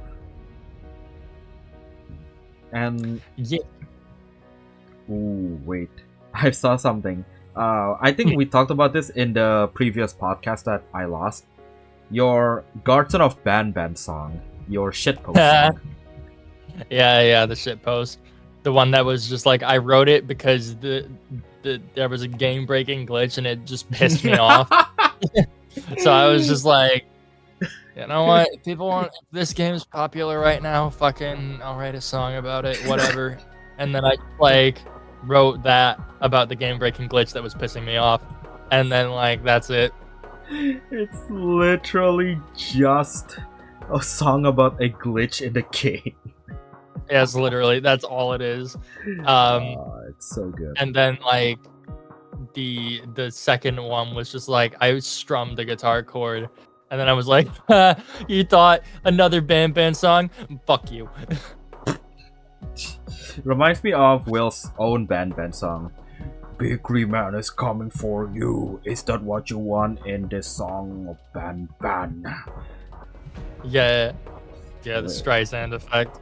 Yeah, Streisand effect. His was like his was more like an actual good song in the form of a shit post. Mine was just a shit post in the form of a song. That's the difference between his and mine. I mean, his shitpost song is all. I mean, I don't know if you can count. I don't know if you can count Mr. Dirty Balls, and the other one, the I need to shit or something, whatever the name. Oh, of that yeah. one. That one's kind of like I just took a like yeah, that was like low quality, but the shitpost song he made is absolutely golden. Like obviously Streisand Effect, and then You're Mine. That's like the golden, like that's like the golden Baldy song. Yeah, his shitpost songs are really funny. Like, Jesus Christ. It's like high quality too. Too high quality for a shitpost song. Unnecessarily high quality. Yeah, I remember when he speaking of shitposts, I remember when he released the Cuphead song recently, Cup de Grass. Mhm. Like I remember going through the comments because like I remember that he showed me and some of my other friends the books in the Baldy section, like all the book titles they had. 'Cause they had Yeah, like, that one. book titles. And like I remember going through the comments and like like the first couple days nobody even mentioned it, and I was like, God damn, but it's funny though. Which one is it? I think I've seen everything though on it. Yeah, like every book title is like a bit in the Baldy section of Cup de Grace. Mm-hmm. My favorite one was like Behemoth Arc, later in 2036 or something like that. Yeah, That and then the one's- missing poster of like Freddy Fazbear. the Your Adopted one. Oh, here it is. Yeah, the fucking anatomy of a fidget spinner. Yeah, it's like it's all great. I don't know why Twitter complain about it though. I've seen like I've seen people in Twitter saying that, oh, this animation is shit, the Baldy one doesn't look great, especially the boyfriend one in FNF. Why is his hand so big? Like and stuff like that. Who cares? Yeah, Shut up. who cares? Have Yeah, who fun. cares? It's just good. The animation Just is have so a little good. bit of whimsy in your life. God damn. Yeah, they keep complaining about that shit, and then like even like Oblivion Fall, just because the discourse and the criticism is just so awful.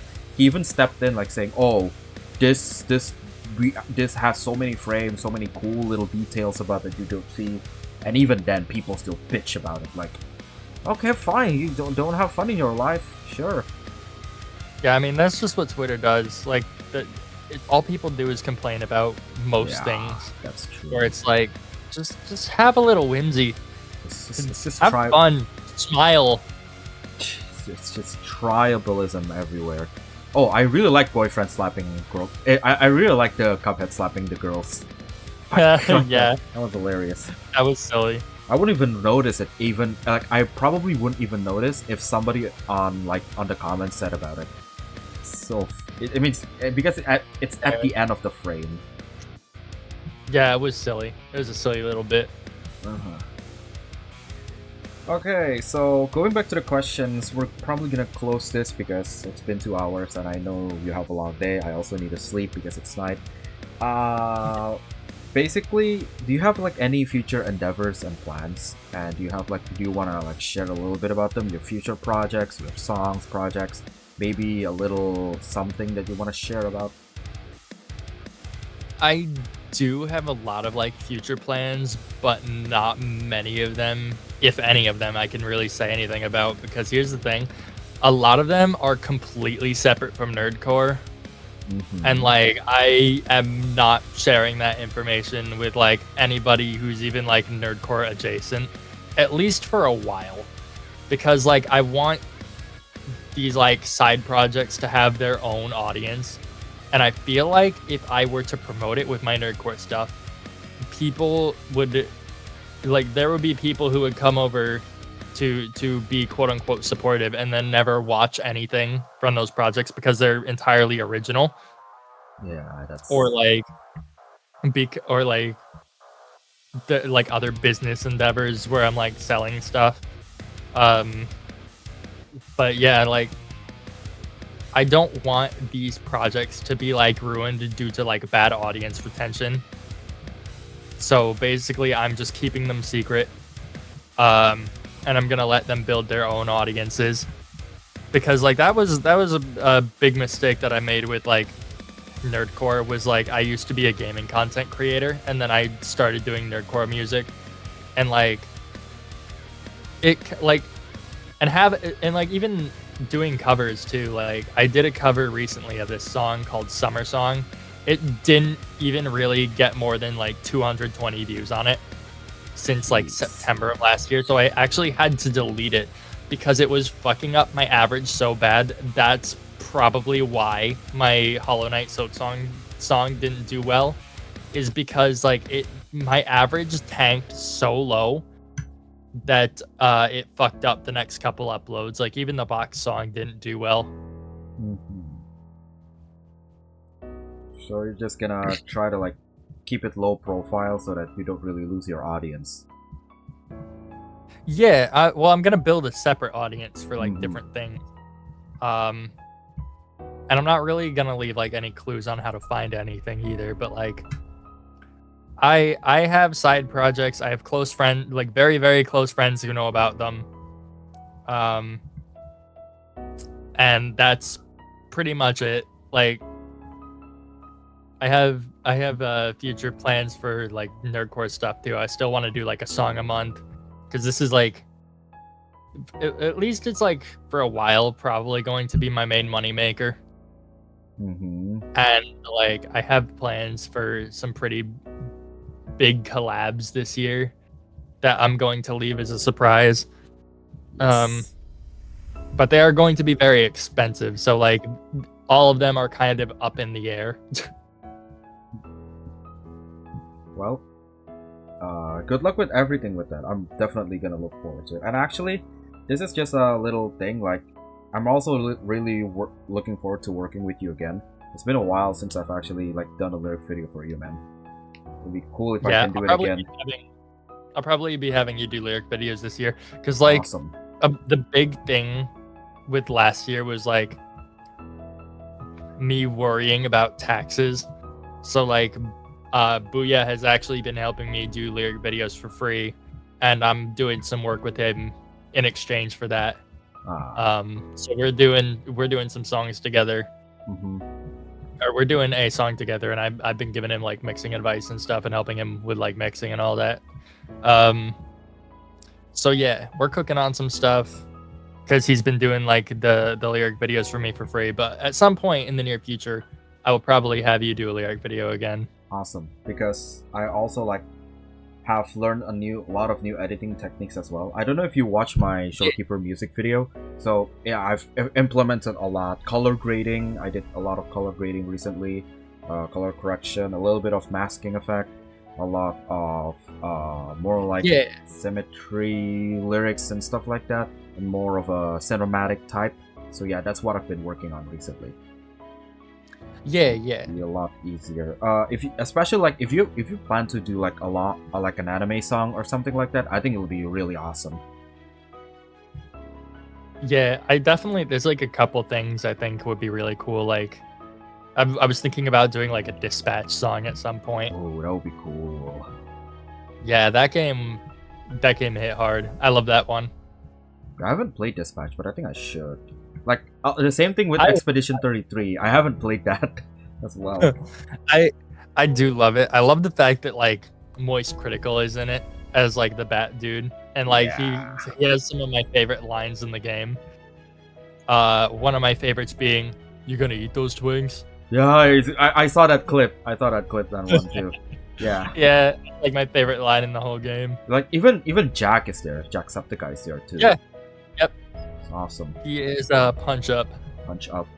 Punch up what? Punch up dicks. What he did? Punch up dicks. Literally like that, man. No superhero does that. He punches up. Just punches up. Yeah. I think it would be really cool to see like a lot more songs that I can work with you. Although I definitely need to learn a lot of the materials that you sent. So it's gonna take time. Yeah. Because like my lyric video doesn't like, I don't really like want to make like a baseless lyric video. So that's why the Bunny Girl Senpai, yeah, I also work on his Bunny Girl Senpai for his lyric video as well. So that's why it took me like ages to make the lyric video, because I was watching the whole anime. Yeah, there's actually more to that anime now. They released like a whole second season basically, and there's like 3 movies. I haven't watched any of I it, thought but it- I think I should. Yeah, I haven't started on the second season yet because I actually was gonna watch it with Oreo. We were planning to watch it together, and then like the day Ooh. we were going to, her internet decided to crap out on her, and I was like, well, damn. Yeah. Yeah, so that's basically. Do you have like any like last words before we end this? Oh shit. Yeah. So do you have like anything that you want to say before we end this? So it's been like, yeah. Gold team rules. What is that? I don't fucking know. That's a SpongeBob quote. Okay. Yeah, I don't know why. Oh man, you know your sense of humor is really freaking like I feel like you and Will would I can see why Will and you can definitely get along together. Oh, dude, yeah. We like, like whenever we're doing bits together in BC, like we'll be we'll just be like goofing around and like it'll be the funniest thing because like I have a very dry sense of humor occasionally. So, yeah. Like I will say the most heinous things like with a completely straight face. And that bounces off well with his like over the top character, like Yeah. characterized humor. And it's really funny. His humor is very like cartoonish, I would say. And then like something Yeah. like something related to family. Mother. Like that one bit you did on Will's Instagram. Yeah, that's basically what happens when we get in a room together. Okay, so right, so Yeah. basically that's it for this episode of Legacy Podcast. I just want to say thank you so much, Mr. Plexsy, to come into this podcast and just hang out and talk a little bit about your music, a little bit about other people, a little bit about your meaning of music. So yeah, it's been like a great honor. Thank you so much for joining us right now. Yeah. Yeah, and yeah, that's it. So yeah, I'm gonna close this. So yeah, thank you so much for watching this episode of Legacy Podcast. If you have anything, if you have any guests or anyone you want like me to be included, please comment down below. You can also check out the other stuff I did on Legacy. I made a story on the Legacy collection. Just pretend it's out. It has a print edition. You can check it out. And I also did a podcast with Jace Faye recently, and some with Singing Guy and other stuff. You can just check it out on the playlist, or I just put down the description down below. Right. Thank you so much for watching, and I'll see you in the next episode. Bye bye.